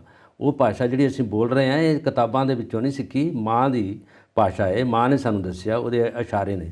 ਤਦੇ ਕਹਿੰਦੇ ਵੀ ਗੁੰਗੇ ਦੀਆਂ ਰਮਜ਼ਾਂ ਗੁੰਗੇ ਦੀ ਮਾਂ ਹੀ ਸਮਝੇ। ਔਰ ਇਸੇ ਤਰ੍ਹਾਂ ਹੀ ਹੈਗੀ ਇਸ਼ਾਰਿਆਂ ਦੀ ਭਾਸ਼ਾ ਹੁੰਦੀ ਆ। ਤੁਸੀਂ ਜਦੋਂ ਪਿੰਡ 'ਚ ਜਾਂਦੇ ਜੇ ਜਾਂ ਗੱਲਾਂ ਕਰਦੇ ਜੇ ਉਹਨਾਂ ਨਾਲ, ਉਹ ਕਿਤਾਬੀ ਭਾਸ਼ਾ ਨਹੀਂ ਹੁੰਦੀ। ਤੁਸੀਂ ਪਿੰਡ ਦੀ ਜੂਹ 'ਚ ਜਦੋਂ ਜਾਂਦੇ ਜੇ, ਉਹ ਲੋਕ ਗੱਲਾਂ ਕਰਦੇ, ਕਿੱਧਰੋਂ ਆਇਆ ਵੀ ਕੂਨਾ ਨਹੀਂ, ਕੀ ਗੱਲਾਂ ਕਰਦਾ ਹੈਗਾ। ਕੇਂਦਰੀ ਭਾਸ਼ਾ ਜਿਹੜੀ ਹੈਗੀ ਹੈ ਸਾਡੀ ਤਰਨ ਤਾਰਨ, ਅੰਮ੍ਰਿਤਸਰ ਤੇ ਲਾਹੌਰ ਵਾਲੀ ਭਾਸ਼ਾ। ਬਾਕੀ ਜਿਹੜੀ ਅਸੀਂ ਦੁਆਬੇ 'ਚ ਬੋਲਦੇ, ਮਾਲਵੇ 'ਚ ਬੋਲਦੇ, ਇੱਧਰ ਇਹ ਸਥਾਨਕ ਭਾਸ਼ਾ ਨੇ। ਤੁਸੀਂ ਭਾਸ਼ਾ ਦੇ ਕੰਮ ਵੀ ਕੀਤਾ, ਵਕਾਲਤ ਵੀ ਹੈ ਤੁਹਾਡੀ, ਤੁਸੀਂ ਬੈਰਿਸਟਰ ਵੀ ਜੇ। ਪਰ ਜੇ ਜਿਹੜੀ ਤੁਸੀਂ ਇਹ ਗੱਲ ਕੀਤੀ ਦਰਸ਼ਕਾਂ ਨਾਲ, ਬੜੀ ਧਿਆਨਯੋਗ ਆ ਕਿ ਜਿਹਦੇ ਵਿੱਚ ਜੇ ਅਸੀਂ ਲੋਕਾਂ ਨੂੰ ਦੱਸਾਂਗੇ ਕਿ ਆਪਣੀ ਭਾਸ਼ਾ ਤੋਂ ਹੀ ਕੰਮ ਕਰੀਏ, ਉਹਦੇ ਨਾਲ ਹੀ ਐਕਸਪ੍ਰੈਸ਼ਨ ਦਈਏ ਤੇ ਸੌਖੇ ਰਵਾਂਗੇ। ਬਾਕੀ ਭਾਸ਼ਾ ਜਿੰਨੀ ਮਰਜ਼ੀ ਸਿੱਖ ਲਓ, ਹਿੰਦੀ ਵੀ ਸਾਡੀ ਭਾਸ਼ਾ ਹੈਗੀ ਆ, ਉਰਦੂ ਵੀ ਸਾਡੀ ਹੈਗੀ ਆ। ਜਿਹਨੂੰ ਪੰਜਾਬੀ ਆਉਂਦੀ ਉਹਨੂੰ ਹਿੰਦੀ ਸਿੱਖਣ 'ਚ ਕੋਈ ਜ਼ਿਆਦਾ ਔਖਾਪਨ ਨਹੀਂ ਲੱਗੂਗਾ, ਨੇੜੇ ਦੀ ਭਾਸ਼ਾ ਹੈਗੀ ਆ। ਜਿਹਨੂੰ ਹਿੰਦੀ ਆਉਂਦੀ ਉਹਨੂੰ ਉਰਦੂ ਦੀ ਕੋਈ ਮੁਸ਼ਕਿਲ ਨਹੀਂ ਹੈਗੀ। ਬਹੁਤ ਕੁਝ ਚੀਜ਼ਾਂ ਭਾਸ਼ਾ ਆਪਸ 'ਚ ਮਿਲਦੀਆਂ। ਜੇ ਅਸੀਂ ਸਵਿਕਸ ਪੜ੍ਹਦੇ ਹਾਂ, ਲੈਟਨ ਭਾਸ਼ਾ ਪੜ੍ਹਦੇ ਹਾਂ, ਲੈਟਨ ਭਾਸ਼ਾ 'ਚੋਂ ਬਹੁਤ ਸ਼ਬਦ ਨਿਕਲਦੇ ਆ। ਲਤੀਨੀ ਭਾਸ਼ਾ ਜਿਹੜੀ ਹੈਗੀ ਆ, ਓਵਰਆਲ ਵਿਸ਼ਵ ਦੀਆਂ ਸਾਰੀਆਂ ਭਾਸ਼ਾ ਦਾ ਆਪਸੀ ਰਲਗੋਬਾ ਹੈਗਾ, ਮਿਲਾਪ ਹੈਗਾ। ਮਾਂ ਜੀ ਕਹਾਂਗੇ, ਅੱਬਾ ਕਹਾਂਗੇ, ਬਾਪੂ ਕਹਾਂਗੇ, ਇਹ ਸਾਰਾ ਕੁਝ ਆਪਸੀ ਮਿਲਦਾ ਜੁਲਦਾ ਹੈ। ਔਰ ਮਾਮਾ ਕਹਾਂਗੇ, 2 ਵਾਰੀ ਮਾਂ ਦੇ ਮਾਂ ਦੀ ਮਾਮਾ ਬਣ ਗਿਆ। ਇਹ ਸ਼ਬਦਾਂ ਦੀ ਗੱਲ ਜਿਹੜੀ ਸ਼ਬਦ ਜੋੜ ਹੈਗੇ ਆ। ਜਿਸ ਤਰ੍ਹਾਂ ਮੈਂ ਗੱਲ ਕੀਤੀ ਗ੍ਰਾਮਰ ਦੀ, ਜਿਹਦੇ ਵਿੱਚ ਅਸੀਂ ਪੰਜਾਬੀ ਦੀ ਗ੍ਰਾਮਰ ਜਿਹੜੀ ਹੈਗੀ ਆ, ਇੱਕ ਤਾਂ ਤੁਸੀਂ ਬੇਸਿਕ ਗੱਲ ਕੀਤੀ, ਜਿਹੜੀ ਗ੍ਰਾਮਰ ਹੈਗੀ ਆ ਉਹਦੇ ਬਾਰੇ ਥੋੜ੍ਹਾ ਜਿਹਾ ਦੱਸੋ ਕਿ ਜਿਹਦੇ ਵਿੱਚ ਦਲੈਂਕੜਾ, ਹੋੜਾ, ਘਨੌੜਾ। ਹੁਣ ਕਈ ਵਾਰੀ ਸਾਨੂੰ ਹੋੜੇ ਅਤੇ ਘਨੌੜੇ ਦਾ ਬਹੁਤ ਘੱਟ ਪਤਾ ਹੁੰਦਾ। ਹੌਲੀ ਅਤੇ ਹੌਲੀ, ਹੈ ਨਾ ਜੀ। ਰਾਤ ਨੂੰ ਪਾਉਣ ਲੱਗਾ, ਰਾਤ ਬੋਲਦੇ ਆ। ਰੋਟੀ, ਹੈ ਨਾ। ਕਈ ਚੀਜ਼ਾਂ ਦਾ ਬੋਲਣ 'ਚ, ਨੌ ਨੂੰ ਨੋ, ਹੈ ਨਾ। ਇਹਦੇ ਵਿੱਚ ਕਈ ਸ਼ਬਦ ਜਿਹੜੇ ਹੈਗੇ ਬੋਲਣ 'ਚ ਵੀ ਹੈ, ਲਿਖਣ 'ਚ ਵੀ ਬੜਾ ਫਰਕ ਹੈਗਾ। ਥੋੜ੍ਹਾ ਜਿਹਾ ਇਹਦੇ 'ਚ ਬਰੀਫ। ਤੁਹਾਡਾ ਤਜਰਬਾ ਮੇਰੇ ਨਾਲੋਂ ਜ਼ਿਆਦਾ ਨਹੀਂ, ਜ਼ਿਆਦਾ ਨਹੀਂ। ਤੁਸੀਂ ਤੁਹਾਡੇ ਕੋਲ ਬਹੁਤ ਜ਼ਿਆਦਾ ਤਜਰਬਾ ਹੈਗਾ। ਜਿੰਨਾ ਤੁਸੀਂ ਪੰਜਾਬੀ ਬਾਰੇ, ਜਿੰਨਾ ਕੁ ਮੈਂ ਜਾਣਦਾ, ਮੇਰੇ ਨਾਲੋਂ ਜ਼ਿਆਦਾ ਤੁਸੀਂ ਜਾਣਦੇ ਹੋ। ਨਹੀਂ, ਤੁਹਾਡੇ ਕੋਲ ਬਹੁਤ ਹੈ, ਤੁਸੀਂ ਬਹੁਤ ਵੱਡੇ ਵਿਦਵਾਨ ਇਹ ਗੱਲਾਂ ਕਰਨ ਵਾਲਿਆ। ਪਰ ਜਿਹੜੀ ਤੁਸੀਂ ਪਹਿਲਾਂ ਗੱਲ ਕੀਤੀ ਨਾ ਜੀ, ਇਹ ਬੜੀ ਵਧੀਆ। ਜੇ ਉਹ ਇੰਟਰਵਿਊ ਮੇਰੀ ਇੰਗਲਿਸ਼ ਹੁੰਦੀ, ਹਿੰਦੀ 'ਚ ਹੁੰਦੀ, ਹੋਰ ਭਾਸ਼ਾ ਕਰਦੀ, ਤੇ ਮੈਂ ਕੋਸ਼ਿਸ਼ ਤਾਂ ਕਰਦਾ, ਕਿਉਂਕਿ ਸਾਰੇ ਮੈਂ ਜਿਹੜੇ ਜਿੰਨੇ ਪੇਪਰ ਪਾਸ ਕੀਤੇ ਇੰਗਲਿਸ਼ 'ਚ ਹੀ ਕੀਤੇ ਹੈਗੇ ਆ। ਪਰ ਮੈਂ ਆਪਣੇ ਆਪ ਨੂੰ ਬੈਟਰ ਐਕਸਪਲੇਨ ਨਹੀਂ ਕਰ ਸਕਦਾ ਜਿੰਨਾ ਮੈਂ ਗੁਰਮੁਖੀ ਆਪਣੀ ਭਾਸ਼ਾ ਦੇ ਵਿੱਚ ਤੁਹਾਨੂੰ ਐਕਸਪਲੇਨ ਕਰ ਸਕਿਆ ਹੈਗਾ ਨਾ ਜੀ। ਮੈਂ ਬਾਕੀ ਭਾਸ਼ਾਵਾਂ ਦੇ ਵਿੱਚ ਨਹੀਂ ਕਰ ਸਕਦਾ ਸੀਗਾ। ਉਹ ਸ਼ੁਰੂ ਤਾਂ ਕਰੋ ਤੁਸੀਂ ਊੜੇ ਆੜੇ ਤੋਂ। ਜਦੋਂ ਤੁਹਾਡਾ ਊੜਾ ਆੜਾ ਤੁਹਾਨੂੰ ਆ ਗਿਆ, ਤੁਸੀਂ ਊੜੇ ਆੜੇ ਤੇ ਰੁਕਣਾ ਨਹੀਂਗਾ। ਉਦੋਂ ਗਾਂਹ ਵੀ ਤੁਸੀਂ ਸ਼ੁਰੂ ਕਰੀ ਚੱਲੋਗੇ। ਜਿੰਨੀ ਐਜੂਕੇਸ਼ਨ ਤੁਸੀਂ ਗੱਲ ਕਰਦੇ ਹੋ, ਪੜ੍ਹਾਈ ਦੇ ਵਿੱਚੋਂ ਬੱਚਿਆਂ ਨੂੰ ਜੋ ਮਰਜ਼ੀ ਪੜ੍ਹਾ ਲਓ, ਜਿੰਨਾ ਚਿਰ ਨੈਤਿਕਤਾ ਨਾ ਪੜ੍ਹਾਈ ਤੁਸੀਂ, ਮੋਰਲ ਵੈਲਿਊ ਜਿਹੜੇ ਨਾ ਪੜ੍ਹਾਏ ਤੁਸੀਂ, ਤੇ ਬੱਚੇ ਕਾਮਯਾਬ ਨਹੀਂ ਹੋਣੇ। ਤੁਸੀਂ ਪੈਸੇ ਕੋਲੀਆਂ ਮਸ਼ੀਨਾਂ ਦੇ ਇਹਨਾਂ ਨੂੰ ਬਣਾ ਲਓਗੇ ਤੁਸੀਂ, ਪਰ ਇਹਨਾਂ ਨੇ ਵਧੀਆ ਇਨਸਾਨ ਨਹੀਂ ਬਣਨਾ। ਇਹ ਵਧੀਆ ਇਨਸਾਨਾਂ ਨਾਲ ਹੀ ਵਧੀਆ ਰਹਿਣ ਜੋਗਾ ਸਮਾਜ ਬਣਨਾ ਹੈਗਾ ਵਾ। ਇਸ ਕਰਕੇ ਮੇਰੀ ਇੱਕੋ ਬੇਨਤੀ ਹੈਗੀ ਆ ਵੀ ਬੱਚਿਆਂ ਨੂੰ ਵੀ, ਬਜ਼ੁਰਗਾਂ ਨੂੰ ਵੀ, ਸਾਰਿਆਂ ਹਰੇਕ ਨੂੰ ਹੀ ਨੈਤਿਕਤਾ ਜਿਹੜੀ ਹੈਗੀ ਆ ਸਿੱਖਣੀ ਚਾਹੀਦੀ ਆ ਤੇ ਸਿਖਾਉਣੀ ਚਾਹੀਦੀ ਹੈਗੀ ਆ। ਨੈਤਿਕਤਾ ਇਕੱਲਾ ਬੋਲਿਆ ਨਹੀਂ ਆਉਣੀ, ਪੜ੍ਹਿਆ ਨਹੀਂ ਆਉਣੀ, ਇਹ ਕਰਨ ਦੇ ਨਾਲ ਆਉਣੀ ਹੈਗੀ ਆ। ਜਦੋਂ ਤੁਸੀਂ ਐਕਟੀਵਿਟੀ ਕਰੋਗੇ ਦੁਨੀਆ ਦੇ ਵਿੱਚ, ਤੁਸੀਂ ਇੱਕੋ ਬੰਦੇ ਨੂੰ ਬਦਲ ਸਕਦੇ ਹੋ ਜੀ। ਇੱਕ ਚਾਈਨੀ ਪ੍ਰੋਵਰਬ ਸੀਗਾ, ਉਹ ਸੀਗਾ ਇੱਕ ਮੁੰਡਾ ਜੋ 20 ਸਾਲ ਦਾ ਹੁੰਦਾ ਨਾ ਜੀ, ਉਹ ਕਹਿੰਦਾ ਮੈਂ ਸਾਰੀ ਸੰਸਾਰ 'ਚ ਸ਼ਾਂਤੀ ਲਿਆਉਣੀ ਹੈਗੀ ਆ। ਉਹ ਜਿਉਂ ਆਰਟੀਕਲ ਲਿਖਣ ਲੱਗਾ, ਕੋਈ ਨਾ ਸੁਧਰਿਆ 10 ਸਾਲ ਬੀਤ ਗਏ ਉਹਨੂੰ। ਜੋ 30 ਸਾਲ ਦਾ ਹੋ ਗਿਆ, ਕਹਿੰਦਾ ਨਹੀਂ, ਸਾਰਾ ਦੇਸ਼ ਨਹੀਂ, ਸਾਰੀ ਦੁਨੀਆ ਬਦਲਦੀ, ਮੈਂ ਆਪਣਾ ਦੇਸ਼ ਬਦਲ ਦੂੰਗਾ। ਉਹ ਦੇਸ਼ ਬਦਲਣ ਦੇ ਲਈ ਜੋ ਲੱਗਾ, ਸੈਰਾਂ ਕਰਨ ਜਾਣ ਲੱਗਾ ਹੈਗਾ, ਮੈਂ ਇੱਥੇ ਜਾ ਰਿਹਾ, ਦੇਸ਼ ਸਾਰੇ ਸ਼ਾਂਤੀ ਆ ਜਾਵੇ। 40 ਸਾਲ ਦੀ ਹੋ ਗਿਆ, ਕਹਿੰਦਾ ਨਹੀਂ, ਇਹ ਨਹੀਂ ਸੂਤ ਆਉਂਦਾ, ਕਹਿੰਦਾ ਮੈਂ ਆਪਣੀ ਸਟੇਟ ਬਦਲਦਾ। ਉਹ ਪੰਜਾਬੀ ਸਟੇਟ ਬਦਲਣ ਲੱਗੇ ਨੇ, 10 ਸਾਲ ਹੋਰ ਲਾ ਲਏ, 50 ਸਾਲ ਦੇ ਹੋ ਗਿਆ। ਫਿਰ ਕਹਿੰਦਾ ਮੈਂ ਸ਼ਹਿਰ ਬਦਲਦਾ ਹੈਗਾ, 60 ਸਾਲ ਦਾ ਹੋ ਗਿਆ। ਜਦੋਂ 65 ਸਾਲ ਦਾ ਮੇਰੀ ਉਮਰ ਦਾ ਹੋ ਗਿਆ ਨਾ ਜੀ, ਤੇ ਉਦੋਂ ਕਹਿੰਦਾ ਮੈਂ ਆਪਣੇ ਆਪ ਨੂੰ ਬਦਲ ਲਵਾਂ। ਉਦੋਂ ਘਰ ਦੇ ਆਖੇ ਹੋਏ ਲੱਗਣੋਂ ਹਟ ਗਏ, ਫਿਰ ਕਹਿੰਦਾ ਮੈਂ ਆਪਣੇ ਆਪ ਨੂੰ ਬਦਲਣਾ। ਜੇ ਕਿਤੇ ਉਹਨੇ 20 ਸਾਲ ਦੀ ਉਮਰ 'ਚ ਆਪਣੇ ਆਪ ਨੂੰ ਬਦਲਿਆ ਹੁੰਦਾ, ਉਹਨੂੰ ਦੇਖ ਕੇ ਉਹਦਾ ਘਰ ਬਦਲਦਾ, ਘਰ ਦੇ ਉਹ ਸ਼ਹਿਰ ਬਦਲਦੇ, ਸਟੇਟ ਬਦਲਦੀ, ਦੇਸ਼ ਬਦਲਦਾ, ਤੇ ਅੱਜ ਸੰਸਾਰ 'ਚ ਸ਼ਾਂਤੀ ਹੁੰਦੀ। ਤੁਸੀਂ ਇੱਕੋ ਬੰਦੇ ਨੂੰ ਬਦਲ ਸਕਦੇ ਹੋ, ਆਪਣੇ ਆਪ ਨੂੰ ਬਦਲੋ। ਨਹੀਂ, ਉਹ ਮਾਡਲ ਬਣੇ ਤਾਂ ਉਹਦੇ ਨਾਲ ਉਹਦੇ ਬੱਚੇ ਬਦਲ ਸਕਦੇ। ਜੇ ਆਪ ਬੰਦਾ ਬਦਲਦਾ ਤਾਂ ਪਰਿਵਾਰ ਤਾਂ ਬਦਲੂਗਾ ਨਾ। ਉਹਦੇ ਆਪਣੇ ਇੱਕ ਮਾਡਲ ਬਣ ਕੇ ਉਹਨਾਂ ਦੇ ਸਾਹਮਣੇ ਤਾਂ ਪੇਸ਼ ਹੋਊਗਾ। ਚੇਂਜ ਯੂਅਰ ਸੈਲਫ, ਉਹਦਾ ਚਾਈਨੀ ਪ੍ਰੋਵਰਬ ਸੀਗਾ, ਚੇਂਜ ਯੂਅਰ ਸੈਲਫ। ਤੁਸੀਂ ਆਪਣੇ ਆਪ ਨੂੰ ਬਦਲੋ, ਤੁਹਾਨੂੰ ਦੇਖ ਕੇ ਬਾਕੀ ਬਦਲਣਗੇ। ਉਪਦੇਸ਼ਾਂ ਨਾਲ ਨਹੀਂ ਹੋਣਾ, ਤੁਹਾਨੂੰ ਮਾਡਲ ਦੇਖ ਕੇ ਵਧੀਆ ਕੰਮ। ਜਿੱਦਾਂ ਟੀਚਰ ਹੁੰਦੇ ਹੈਗੇ ਆ, ਮੈਂ ਟੀਚਰਾਂ ਨੂੰ ਕਹਿੰਦਾ ਭਾਈ ਟੀਚਰ ਰਹੀਓ। ਉਹਦੇ ਨਾਲ ਜੇ ਟੀਚਰ ਸ਼ਾਮ ਨੂੰ ਤੁਸੀਂ ਰਿਕਸ਼ਾ ਚਲਾਉਂਦੇ ਹੋ, ਜਨਾਨੀਆਂ ਵੇਟਰਸ ਕਿਤੇ ਲੱਗੀ ਹੈਗੀ ਆ, ਤਾਂ ਤੁਸੀਂ ਵਧੀਆ ਇੰਪਰੈਸ਼ਨ ਨਹੀਂ ਪਾਉਂਦੇ। ਟੀਚਰ ਜਿਹੜਾ ਹੈਗਾ ਉਹਨੂੰ 24 ਘੰਟੇ ਟੀਚਰ ਰਹਿਣਾ ਚਾਹੀਦਾ ਹੈਗਾ। ਹੋਰ ਕਿਸੇ ਲਈ ਟੀਚਰ ਹੋਊਗਾ, ਆਪਦੇ ਬੱਚਿਆਂ ਲਈ ਉਹ ਹੀਰੋ ਹੁੰਦਾ। ਬੱਚੇ ਹਮੇਸ਼ਾ ਆਪਦੇ ਪੇਰੈਂਟਸ ਦੇ ਆਖੇ ਨਹੀਂ ਲੱਗਦੇ ਜਿੰਨਾ ਟੀਚਰ ਦੇ ਆਖੇ ਲੱਗਦੇ ਹੈਗੇ। ਉਹਨੂੰ ਗੁਰੂ ਮੰਨਦੇ ਨਾ, ਗੁਰੂ ਮੰਨਦੇ ਹੈਗੇ। ਉਹਨੂੰ ਗੁਰੂ ਬਣਨਾ ਚਾਹੀਦਾ। ਜੇ ਤੁਸੀਂ ਗਲਤ ਹਰਕਤ ਕਰਦੇ ਹੋ, ਤੁਸੀਂ ਅਧਿਆਪਕ ਜਿਹੜਾ ਕਿੱਤਾ ਹੈਗਾ ਉਹਨੂੰ ਧੱਬਾ ਲਾਉਂਦੇ ਹੋ। ਇਸ ਕਰਕੇ ਤੁਸੀਂ ਵਧੀਆ ਕੰਮ ਰਹੋ। ਜੇ ਤੁਸੀਂ ਅਖਲਾਕ ਤੋਂ ਗਿਰਾ ਕੋਈ ਵੀ ਕੰਮ ਕਰੋਗੇ ਤਾਂ ਤੁਹਾਡੀ ਵੀ ਇਨਸਲਟ ਹੈਗੀ, ਸਾਰੇ ਅਧਿਆਪਨ ਕਿੱਤੇ ਦੀ ਵੀ ਇਨਸਲਟ ਹੈਗੀ। ਹਾਂ, ਜਿਹੜੀ ਤੁਸੀਂ ਬੁਨਿਆਦੀ ਤੌਰ 'ਤੇ ਗੱਲ ਕੀਤੀ ਆ ਪੰਜਾਬ ਦੇ ਪਿੰਡਾਂ ਦੀ, ਪੰਜਾਬ ਦੇ ਘਰਾਂ ਦੀ, ਸੰਯੁਕਤ ਪਰਿਵਾਰ ਦੀ, ਜੁਆਇੰਟ ਫੈਮਿਲੀ ਦੀ, ਅਤੇ ਕਿਸ ਤਰ੍ਹਾਂ ਇਹ ਜਿਹੜਾ ਹੁਣ ਤੁਹਾਨੂੰ ਜਦੋਂ ਆਉਂਦੇ ਜੀ ਤੁਸੀਂ ਕਾਫੀ ਦੇਰ ਬਾਅਦ, ਤੁਹਾਨੂੰ ਪੰਜਾਬ ਉਸੇ ਤਰ੍ਹਾਂ ਦਾ ਲੱਗਦਾ ਜਿਹੜਾ ਤੁਸੀਂ ਪਹਿਲੋਂ ਹੰਡਾਇਆ, ਜਿੱਥੇ ਤੁਸੀਂ ਵੱਡੇ ਪ੍ਰਵਾਨ ਚੜ੍ਹੇ, ਵੱਡੇ ਹੋਏ, ਕਿ ਕੁਛ ਤਬਦੀਲੀ ਲੱਗਦੀ ਪੰਜਾਬ ਦੀ? ਤਬਦੀਲੀਆਂ ਤਾਂ ਬਹੁਤ ਤਬਦੀਲੀਆਂ ਆਉਣੀਆਂ। ਹੁਣ ਅਸੀਂ 7 ਭੈਣ ਭਰਾ ਸੀਗੇ ਜੀ, ਉਦੋਂ ਬਾਅਦ ਚ ਬੱਚੇ 2 ਹੈਗੇ ਆ। ਕੁਝ ਤਬਦੀਲੀਆਂ ਤਾਂ ਹੈਗੀਆਂ, ਕੁਝ ਬਾਹਰ ਵੀ ਚਲੇ ਗਏ ਗਿਆ। ਚੇਂਜ ਤਾਂ ਕੁਦਰਤ ਦਾ ਅਸੂਲ ਹੈਗਾ। ਬਾਹਰ ਬੰਦੇ ਜਾ ਰਹੇ ਹੈਗੇ, ਜੇ ਬਾਹਰ ਕਿਤੇ ਜਾ ਕੇ ਬੰਦਾ ਚੰਗਾ ਭਵਿੱਖ ਬਣਦਾ ਤਾਂ ਅਗਲੇ ਨੂੰ ਬਾਹਰ ਜਾਣ ਤੇ ਨੁਕਸਾਨ ਵੀ ਕੀ ਹੈਗਾ। ਇਸ ਵੇਲੇ ਪੰਜਾਬੀ ਦੁਨੀਆ ਦੇ 150 ਮੁਲਕਾਂ ਦੇ ਵਿੱਚ ਆ ਤੇ ਪੰਜਾਬੀ ਭਾਸ਼ਾ ਸਾਡੀ ਇਹ 10ਵੇਂ ਨੰਬਰ ਤੇ ਆ। ਦੁਨੀਆ 'ਚ 7000 ਭਾਸ਼ਾਵਾਂ ਵਿੱਚੋਂ 10ਵੇਂ ਨੰਬਰ ਤੇ ਹੈਗਾ। ਇਸ ਕਰਕੇ ਬਹੁਤ ਸਾਰੇ ਰਾਈਟਰ ਕਹਿੰਦੇ ਫਿਕਰ ਨਾ ਕਰੋ, ਬੱਲੇ ਬੱਲੇ ਹੈਗੀ ਆ। ਤੇ ਬਹੁਤ ਸਾਰੇ ਵਿਦਵਾਨਾਂ ਦਾ ਇਹ ਵਿਚਾਰ ਆ ਵੀ 50 ਸਾਲ ਕਿਹੜੇ ਆ, ਪੰਜਾਬੀ ਤਾਂ ਆਲਰੇਡੀ ਖਤਮ ਹੋ ਚੁੱਕੀ ਆ। ਸਕੂਲਾਂ 'ਚ ਇੱਥੇ ਜੁਰਮਾਨੇ, ਠੀਕ ਆ, ਰੁਜ਼ਗਾਰ ਇਹਦੇ ਨਾਲ ਨਹੀਂ ਮਿਲਦਾ, ਠੀਕ ਆ ਨਾ ਜੀ। ਜਿਹੜੇ ਆ ਲੰਬੜਦਾਰ ਰੌਲਾ ਵੀ ਪਾਉਂਦੇ ਫਿਰਦੇ ਪੰਜਾਬੀ ਦੀ, ਇਹਨਾਂ ਦੇ ਨਿਆਣੇ ਵੀ ਪੰਜਾਬੀ ਤੋਂ ਮੁਨਕਰ ਹੈਗੇ ਆ, ਉਹ ਵੀ ਲਾਗੇ ਨਹੀਂ ਆਉਂਦੇ। ਇਸ ਕਰਕੇ ਦੋਵਾਂ ਤਰ੍ਹਾਂ ਦੇ ਹੀ ਸਾਡੇ ਕੋਲ ਵਿਦਵਾਨਾਂ ਦੇ ਵਿਚਾਰ ਆ ਜਾਂਦੇ ਹੈਗੇ ਆ। ਪਰ ਬਹੁਤਿਆਂ ਨੂੰ ਕਹਿੰਦਾ ਭਾਈ ਬਾਕੀ ਤੁਸੀਂ ਜੋ ਮਰਜ਼ੀ ਕਰੋ, ਪੰਜਾਬੀ ਭਾਸ਼ਾ ਕਦੇ ਨਹੀਂ ਖਤਮ ਹੋਣੀ। ਸਹੀ ਗੱਲ। ਜੇ ਕੁਛ ਲਫ਼ਜ਼ ਹਿੰਦੀ ਦੇ ਵੀ ਆ ਗਏ, ਸੰਸਕ੍ਰਿਤ ਆ ਗਏ, ਅੰਗਰੇਜ਼ੀ ਦੇ ਵੱਖਰ ਸਾਡੇ ਆ ਗਏ ਤੇ ਕੀ ਫਰਕ ਪੈਂਦਾ। ਪੰਜਾਬੀ ਦਾ ਹਾਜ਼ਮਾ ਬਹੁਤ ਤਕੜਾ ਹੈਗਾ, ਹਾਜ਼ਮਾ ਤਕੜਾ ਹੈਗਾ। ਪੰਜਾਬੀ ਦਾ ਮੁਹਾਂਦਰਾ ਥੋੜਾ ਬਹੁਤਾ ਬਦਲ ਜਾਊਗਾ। ਜੇ ਗੱਡੇ ਖੂਹ ਪੁਰਾਣੇ ਗੱਲ ਖਤਮ ਹੋ ਗਿਆ, ਕੰਬਾਈਨਾਂ ਤੇ ਕੁਛ ਨਵੀਂ ਟੈਕਨੋਲੋਜੀ ਤਾਂ ਸਾਡੇ ਕੋਲ ਆਈ ਆ ਜਿਹੜੀ ਪਹਿਲਾਂ ਨਹੀਂ ਸੀਗੇ। ਇਸ ਕਰਕੇ ਇਹਨੂੰ ਐਕਸੈਪਟ ਕਰੋ, ਥੋੜਾ ਬਹੁਤਾ ਚੇਂਜ ਤਾਂ ਹੋਣਾ ਹੀ ਆ। ਪਰ ਜਿਹੜਾ ਪੰਜਾਬੀ ਮਾਂ ਭਾਸ਼ਾ ਵਿੱਚ ਜਿੰਨਾ ਬੋਲ ਕੇ ਬੰਦੇ ਨੂੰ ਖੁਸ਼ੀ ਹੁੰਦੀ ਹੈਗੀ ਆ, ਤੇ ਜਿੰਨਾ ਮਾਂ ਬੋਲੀ ਦੇ ਵਿੱਚ ਤੁਸੀਂ ਗਿਆਨ ਸੌਖਾ ਲੈ ਸਕਦੇ ਹੋ, ਤੁਸੀਂ ਬਗਾਨੀਆਂ ਭਾਸ਼ਾਵਾਂ ਵਿੱਚ ਨਹੀਂ ਲੈ ਸਕਦੇ। ਇਸ ਕਰਕੇ ਨਾ ਜੀ ਆਪਦੀ ਭਾਸ਼ਾ ਨੂੰ ਜ਼ਰੂਰ ਪਿਆਰ ਕਰੋ, ਬਾਕੀਆਂ ਨੂੰ ਵੀ ਸਿੱਖ ਲਓ, ਪਰ ਰਹੋ ਆਪਣੇ ਮਾਂ ਦੇ ਪੋਤੀ। ਇੱਕ ਹੋਰ ਵੀ ਤੁਹਾਡੇ ਕੈਨੇਡਾ ਦੇਸ਼ 'ਚ ਵੇਖਣ 'ਚ ਆਈ ਗੱਲ ਕਿ ਜਿਹੜੇ ਵੀ ਉੱਥੇ ਚੁਰਾਹੇ ਜਾਂ ਪੁਲ ਜਾਂ ਜਿੱਥੇ ਨਦੀਆਂ ਜਾਂ ਜਿੱਥੇ ਆਰੋ ਮਾਰਕ ਆ, ਜਿੱਥੇ ਸਾਰਾ ਕੁਛ ਹੈ, ਬੋਰਡਾਂ ਦੇ ਸਾਈਨ ਬੋਰਡ ਬਹੁਤ ਪੰਜਾਬੀ 'ਚ ਵੀ ਨਜ਼ਰ ਆਉਂਦੇ ਆ। ਔਰ ਬਹੁਤ ਲੋਕ ਉੱਥੇ ਪੰਜਾਬੀ ਬੋਲਣ ਦੀ ਕੋਸ਼ਿਸ਼ ਤਾਂ ਜਿਹੜੇ ਕਰ ਰਹੇ ਆ, ਜਿਹੜੇ ਪੁਰਾਣੇ ਲੋਕ ਹੈਗੇ ਆ। ਦੂਜਾ ਜਿਹੜੇ ਇਹ ਹੈਗਾ ਕਿ ਜਿਹੜੇ ਉੱਥੋਂ ਦੇ ਕੈਨੇਡੀਅਨ ਲੋਕ ਨੇ, ਜਿਹੜੇ ਮੂਲ ਨਿਵਾਸੀ ਨੇ, ਜਾਂ ਉਹ ਜਿਹੜੇ ਆਪਣੀ ਪੰਜਾਬੀ ਭਾਸ਼ਾ ਨੂੰ ਜਦੋਂ ਸੁਣਦੇ ਆ, ਜਾਂ ਤੁਹਾਡੇ ਜਿਹੜੇ ਯਤਨ ਉੱਥੇ ਚੱਲ ਰਹੇ ਆ, ਉਹਨਾਂ ਤੋਂ ਕੀ ਪ੍ਰਭਾਵਿਤ ਹੁੰਦੇ ਕੁਛ? ਮੈਂ ਕੋਈ ਜੇ ਨਾ ਆਪਾਂ ਕਹੀਏ ਜੀ ਜਿਹੜੇ ਤਾਂ ਆਪਣੇ ਪੰਜਾਬੀ ਇੱਥੋਂ ਗਏ ਹੈਗੇ ਆ, ਇਹੋ ਹੀ ਪੰਜਾਬੀ ਸਿੱਖੀ ਰਹਿਣ ਤੇ ਕਰੀ ਜਾਣ, ਇੰਨਾ ਹੀ ਬਹੁਤ ਆ। ਜੇ ਤੁਸੀਂ ਕਹੋ ਵੀ ਗੋਰੇ ਤੁਹਾਡੇ ਪੰਜਾਬੀ ਪੜ੍ਹਦੇ ਆ, ਇੱਕ ਅੱਧਾ ਬੰਦਾ ਤਾਂ ਹੋ ਸਕਦਾ, 2-4 ਹੁੰਦਾ, ਉਹਨਾਂ ਨੇ ਨਹੀਂ ਪੜ੍ਹਨੀ ਤੇ ਨਾ ਉਹਨਾਂ ਨੂੰ ਲੋੜ ਹੈਗੀ ਆ। ਉਹਨਾਂ ਨੂੰ ਕਾਹਦੀ ਲੋੜ ਹੈਗੀ ਆ? ਉਹਨਾਂ ਨੂੰ ਬਿਜ਼ਨਸ ਲਈ ਜਿਹੜੇ ਸਾਈਨ ਲਿਖੇ ਹੈਗੇ ਆ, ਉਹ ਸਾਡੀ ਕਨਵੀਨੀਅੰਸ ਲਈ ਲਿਖੇ ਆ। ਬੈਂਕਾਂ ਵਿੱਚ ਜਿਹਨੂੰ ਅੰਗਰੇਜ਼ੀ ਦੇ ਨਾਲ ਪੰਜਾਬੀ ਆਉਂਦੀ ਆ, ਉਹਨੂੰ ਨੌਕਰੀ ਦਿੰਦੇ ਹੈਗੇ ਆ, ਕਿਉਂਕਿ ਸਾਡੇ ਪੰਜਾਬੀਆਂ ਨੂੰ ਉਹਨਾਂ ਨੇ ਸਰਵਿਸ ਪ੍ਰੋਵਾਈਡ ਕਰਨੀ ਹੈਗੀ ਆ। ਇਸ ਕਰਕੇ ਉਹਨਾਂ ਆਪਣੀ ਕਨਵੀਨੀਅੰਸ ਦੇ ਲਈ ਜਿਹਨੂੰ ਜ਼ਿਆਦਾ ਭਾਸ਼ਾ ਪੰਜਾਬੀ ਵੀ ਆਉਂਦੀ ਨਾ ਅੰਗਰੇਜ਼ੀ ਦੇ ਨਾਲ, ਉਹਨੂੰ ਉਹ ਛੇਤੀ ਨੌਕਰੀ ਦਿੰਦੇ ਹੈਗੇ ਆ, ਤਾਂ ਕਿ ਉਹ ਉਹਨਾਂ ਨਾਲ ਕਮਿਊਨੀਕੇਟ ਇੱਕ ਦੂਜੇ ਨਾਲ ਗੱਲਬਾਤ ਕਰ ਸਕਣ। ਇਹ ਸਾਈਨਾਂ ਦੀ ਗੱਲ, ਬੈਂਕਾਂ 'ਚ ਨੌਕਰੀਆਂ ਦੀ ਗੱਲ, ਤੁਹਾਨੂੰ ਜੇ ਜਿੰਨੀਆਂ ਤੁਹਾਨੂੰ ਜ਼ਿਆਦੀਆਂ ਭਾਸ਼ਾਵਾਂ ਆਉਂਦੀਆਂ, ਉਨੀ ਤੁਹਾਨੂੰ ਸੌਖੀ ਮਿਲ ਜਾਂਦੀ ਹੈ। ਮੇਰੇ ਨਾਲ ਕੁੜੀ ਪੜ੍ਹਦੀ ਸੀ, ਲਾਅ, ਗੋਰੀ ਸੀ ਜੀ, ਕੈਲਗਰੀ। ਉਹ ਆ ਗਈ, ਮੈਨੂੰ ਲਾਅ ਫਰਮ 'ਚ ਕਹਿੰਦੀ ਨੌਕਰੀ ਨਹੀਂ ਮਿਲੀ। ਮੈਂ ਕਿਹਾ ਕੁੜੀਏ, ਤੈਨੂੰ ਨੌਕਰੀ ਨਹੀਂ ਮਿਲੀ, ਤੇਰੀ ਤਾਂ ਅੰਗਰੇਜ਼ੀ ਵਧੀਆ, ਅਸੀਂ ਤਾਂ ਅੰਗਰੇਜ਼ੀ ਬੋਲਾਂਗੇ ਤੇ ਪੰਜਾਬੀ ਵਾਂਗੂ ਬੋਲਾਂਗੇ, ਤੈਨੂੰ ਨੌਕਰੀ ਕਿਉਂ ਨਹੀਂ ਮਿਲੀ? ਉਹ ਕਹਿੰਦੀ ਮੈਨੂੰ ਨੌਕਰੀ ਉਹਨਾਂ ਨੇ ਇਸ ਕਰਕੇ ਨਹੀਂ ਦਿੱਤੀ ਕਿਉਂਕਿ ਮੈਨੂੰ ਇਕੱਲੀ ਅੰਗਰੇਜ਼ੀ ਆਉਂਦੀ ਆ। ਉਹ ਭਾਲਦੇ ਸੀਗੇ ਵੀ ਇੱਥੇ ਪੰਜਾਬੀ ਏਰੀਆ, ਸਾਨੂੰ ਕੋਈ ਪੰਜਾਬੀ ਨਾਲ ਜਿਹਨੂੰ ਆਉਂਦੀ ਹੋਵੇ ਨਾ ਜੀ, ਤੇ ਉਹਨੂੰ ਅਸੀਂ ਨੌਕਰੀ ਦਈਏ। ਕਹਿੰਦੇ ਸਾਨੂੰ ਕਿਤੇ ਮਿਲ ਨਹੀਂ ਦਿੱਤੀ। ਇਹਦਾ ਮਤਲਬ ਬਾਹਰ ਜਾ ਕੇ ਮਲਟੀਪਲ ਲੈਂਗੁਏਜ 'ਤੇ ਤੁਹਾਨੂੰ ਕਮਾਂਡ ਹੋਣੀ ਚਾਹੀਦੀ ਹੈ, ਤਾਂ ਕਿ ਤੁਹਾਨੂੰ ਜੋਬ ਵੀ ਅੱਛੀ ਮਿਲੂਗੀ। ਕਿਉਂਕਿ ਬਹੁਤ ਵਾਰੀ ਇਹ ਵੇਖਣ 'ਚ ਆਇਆ ਕਿ ਜਿਹੜੀ ਤੁਹਾਡੀ ਪੜ੍ਹਾਈ ਹੈ, ਜਿਹੜੀ ਆਪਣੇ ਖਿੱਤੇ ਦੀ ਪੜ੍ਹ ਕੇ ਗਏ ਜੇ, ਇਹਦੀ ਬਹੁਤੀ ਵੈਲਿਊ ਉੱਥੇ ਨਹੀਂ ਹੋਊਗੀ। ਉੱਥੋਂ ਦੀ ਲੋਕਲ ਭਾਸ਼ਾ ਤਾਂ ਆਉਣੀ ਜ਼ਰੂਰੀ ਹੈ। ਦੂਜੀ ਜਿਹੜੀ ਇੰਟਰਨੈਸ਼ਨਲ ਲੈਂਗੁਏਜ, ਅੰਗਰੇਜ਼ੀ ਤਾਂ ਹਰ ਜਗ੍ਹਾ ਬੋਲਦੇ ਲੋਕ। ਅਤੇ ਦੂਜਾ ਇਹ ਵੀ ਕਹਿੰਦੇ ਕਿ ਜਦੋਂ ਦੀਵੇ ਥੱਲੇ ਹਨੇਰਾ ਹੋ ਜਾਂਦਾ, ਹੁਣ ਜਿਹੜਾ ਆਪਣਾ ਪੰਜਾਬ ਆ, ਸਾਡੀ ਜਨਮ ਭੂਮੀ ਆ, ਸਾਡੀ ਮਾਤਰ ਭਾਸ਼ਾ ਪੰਜਾਬੀ ਆ, ਅਸੀਂ ਸਾਰਾ ਕੁਛ ਇੱਥੇ ਸੁਣਦੇ ਗਿਣਦੇ ਪੰਜਾਬੀ 'ਚ ਹੀ ਆ। ਪਰ ਲੋਕ ਥੋੜ੍ਹਾ ਇੱਥੋਂ ਤੁਸੀਂ ਵੇਖਣ 'ਚ ਆਇਆ ਕਿ ਦੂਰ ਜਾ ਰਹੇ ਆ ਪੰਜਾਬੀ ਮੁੰਡੇ ਵੀ, ਕੁੜੀਆਂ ਵੀ, ਨਵੀਂ ਜਨਰੇਸ਼ਨ। ਔਰ ਉਹਦੇ ਵਿੱਚ ਤੁਸੀਂ ਦੇਖਿਆ ਕਿ ਬਾਹਰਲੇ ਦੇਸ਼ਾਂ 'ਚ ਜਿਹੜਾ ਹੁਣ 150 ਕੰਟਰੀਆਂ 'ਚ ਪੰਜਾਬੀ ਬੈਠੇ ਆ, ਉੱਥੇ ਭਾਸ਼ਾ ਵੱਲ ਜ਼ਿਆਦਾ ਖਿੱਚੇ ਜਾ ਰਹੇ ਆ ਲੋਕ। ਜਿਹੜੇ ਪੁਰਾਣੇ ਆਪਣੀ ਉਮਰ ਦੇ ਲੋਕ ਹੈਗੇ ਆ, ਬੱਚੇ ਵੀ ਉੱਧਰ ਆ ਰਹੇ ਆ। ਇਹ ਹੁਣ ਯਤਨ ਤੁਹਾਡੇ ਵਰਗੇ ਲੋਕਾਂ ਦੇ ਵੀ ਹੋ ਸਕਦੇ ਆ, ਕੁਝ ਆਪਣੀ ਸਾਂਝ ਪੰਜਾਬੀ ਨਾਲ, ਆਪਣੀ ਮਾਤ ਭਾਸ਼ਾ ਨਾਲ ਵੀ ਹੋ ਸਕਦੀ ਹੈ। ਦੇਖੋ ਜੀ, ਪੰਜਾਬੀ ਨੂੰ ਲੋਕ ਪਿਆਰ ਕਰਨ ਵਾਲੇ ਬਹੁਤ ਆ। ਜੀ।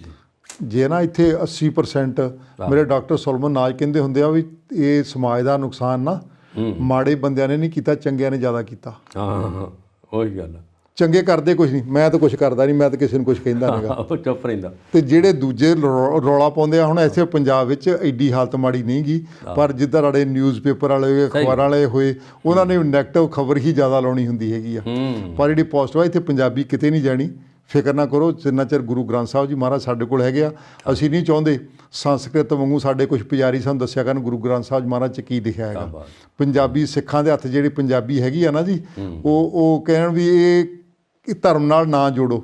ਹਾਂ, ਤੇ ਮੈਨੂੰ ਕੋਈ ਬੰਦਾ ਕਹਿੰਦਾ ਸੀ ਧਰਮ ਕਰਕੇ ਪੰਜਾਬੀ ਬਚੀ ਵੀ ਹੋਈ ਆ। ਜੀ ਜੀ ਜੀ, ਇਹਨੇ ਜਾਣਾ ਨਹੀਂ ਕਿਤੇ। ਹਾਂ, ਇਸ ਕਰਕੇ ਪੰਜਾਬੀਆਂ ਨੂੰ ਖੁਸ਼ੀ ਜਿਹੜੀ ਪੰਜਾਬੀ 'ਚ ਹੀ ਹੁੰਦੀ ਆ। 80% ਦੇ ਚੰਗੇ ਬੰਦੇ ਆ ਨਾ ਜੀ, ਮੈਂ ਕਿਸੇ ਨੂੰ ਕੁਝ ਕਹਿੰਦਾ ਨਹੀਂ, ਮੈਂ ਕੁਝ ਕਰਦਾ ਨਹੀਂ, ਉਸ ਜ਼ਿਆਦਾ ਨੁਕਸਾਨ ਕਰ ਰਹੇ ਹੈਗੇ ਆ। ਜਿਹੜੇ ਮਾੜੇ ਬੰਦੇ ਹੈਗੇ ਆ ਉਹ ਤਾਂ ਕਰੀ ਜਾਂਦੇ ਆ, ਰੌਲਾ ਪਾਈ ਜਾਂਦੇ, ਜੋ ਕਰਨਾ ਚੰਗਾ ਮਾੜਾ ਜੋ ਕਰੀ ਜਾਂਦੇ ਆ ਨਾ।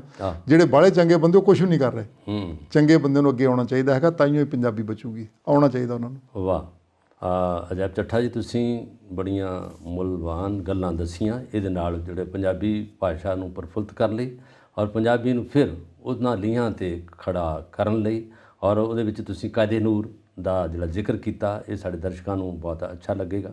ਔਰ ਨੈਤਿਕ ਸਿੱਖਿਆ 'ਤੇ ਵੀ ਤੁਸੀਂ ਬੜਾ ਕੰਮ ਕੀਤਾ।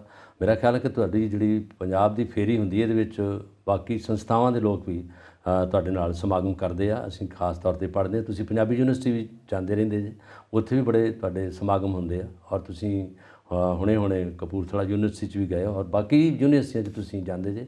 ਜਿਸ ਤਰ੍ਹਾਂ ਤੁਸੀਂ SS ਗਿੱਲ ਸਾਹਿਬ ਹੋਰਾਂ ਦਾ ਨਾਂ ਲਿਆ, ਉਹ ਵੀ ਬੜੇ ਸੂਝਵਾਨ ਲੋਕ ਨੇ। ਤੁਹਾਡਾ ਉਹਨਾਂ ਸਾਰੇ ਲੋਕਾਂ ਨਾਲ ਮੇਲ ਮਿਲਾਪ ਹੁੰਦਾ ਰਹਿੰਦਾ। ਅਤੇ ਮੇਰੇ ਦਰਸ਼ਕ, ਸਾਡੇ ਇਸ ਚੈਨਲ ਦੇ ਪਿਆਰੇ ਦਰਸ਼ਕ, ਇਸ ਗੱਲ ਤੋਂ ਬੜੇ ਵਾਕਫੀ ਲਈ ਹੈ, ਬਹੁਤ ਜਾਣਕਾਰੀ ਲਈ ਹੈ।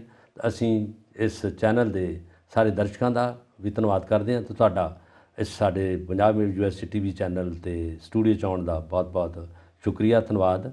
ਅਤੇ ਇਹਦੇ ਨਾਲ ਹੀ ਅਸੀਂ ਇਸ ਪ੍ਰੋਗਰਾਮ ਨੂੰ ਸਮਾਪਤ ਕਰਦੇ ਹਾਂ। ਬਹੁਤ ਬਹੁਤ ਸਤਿ ਸ੍ਰੀ ਅਕਾਲ ਸਾਰਿਆਂ ਨੂੰ। ਸਤਿ ਸ਼੍ਰੀ ਅਕਾਲ ਜੀ।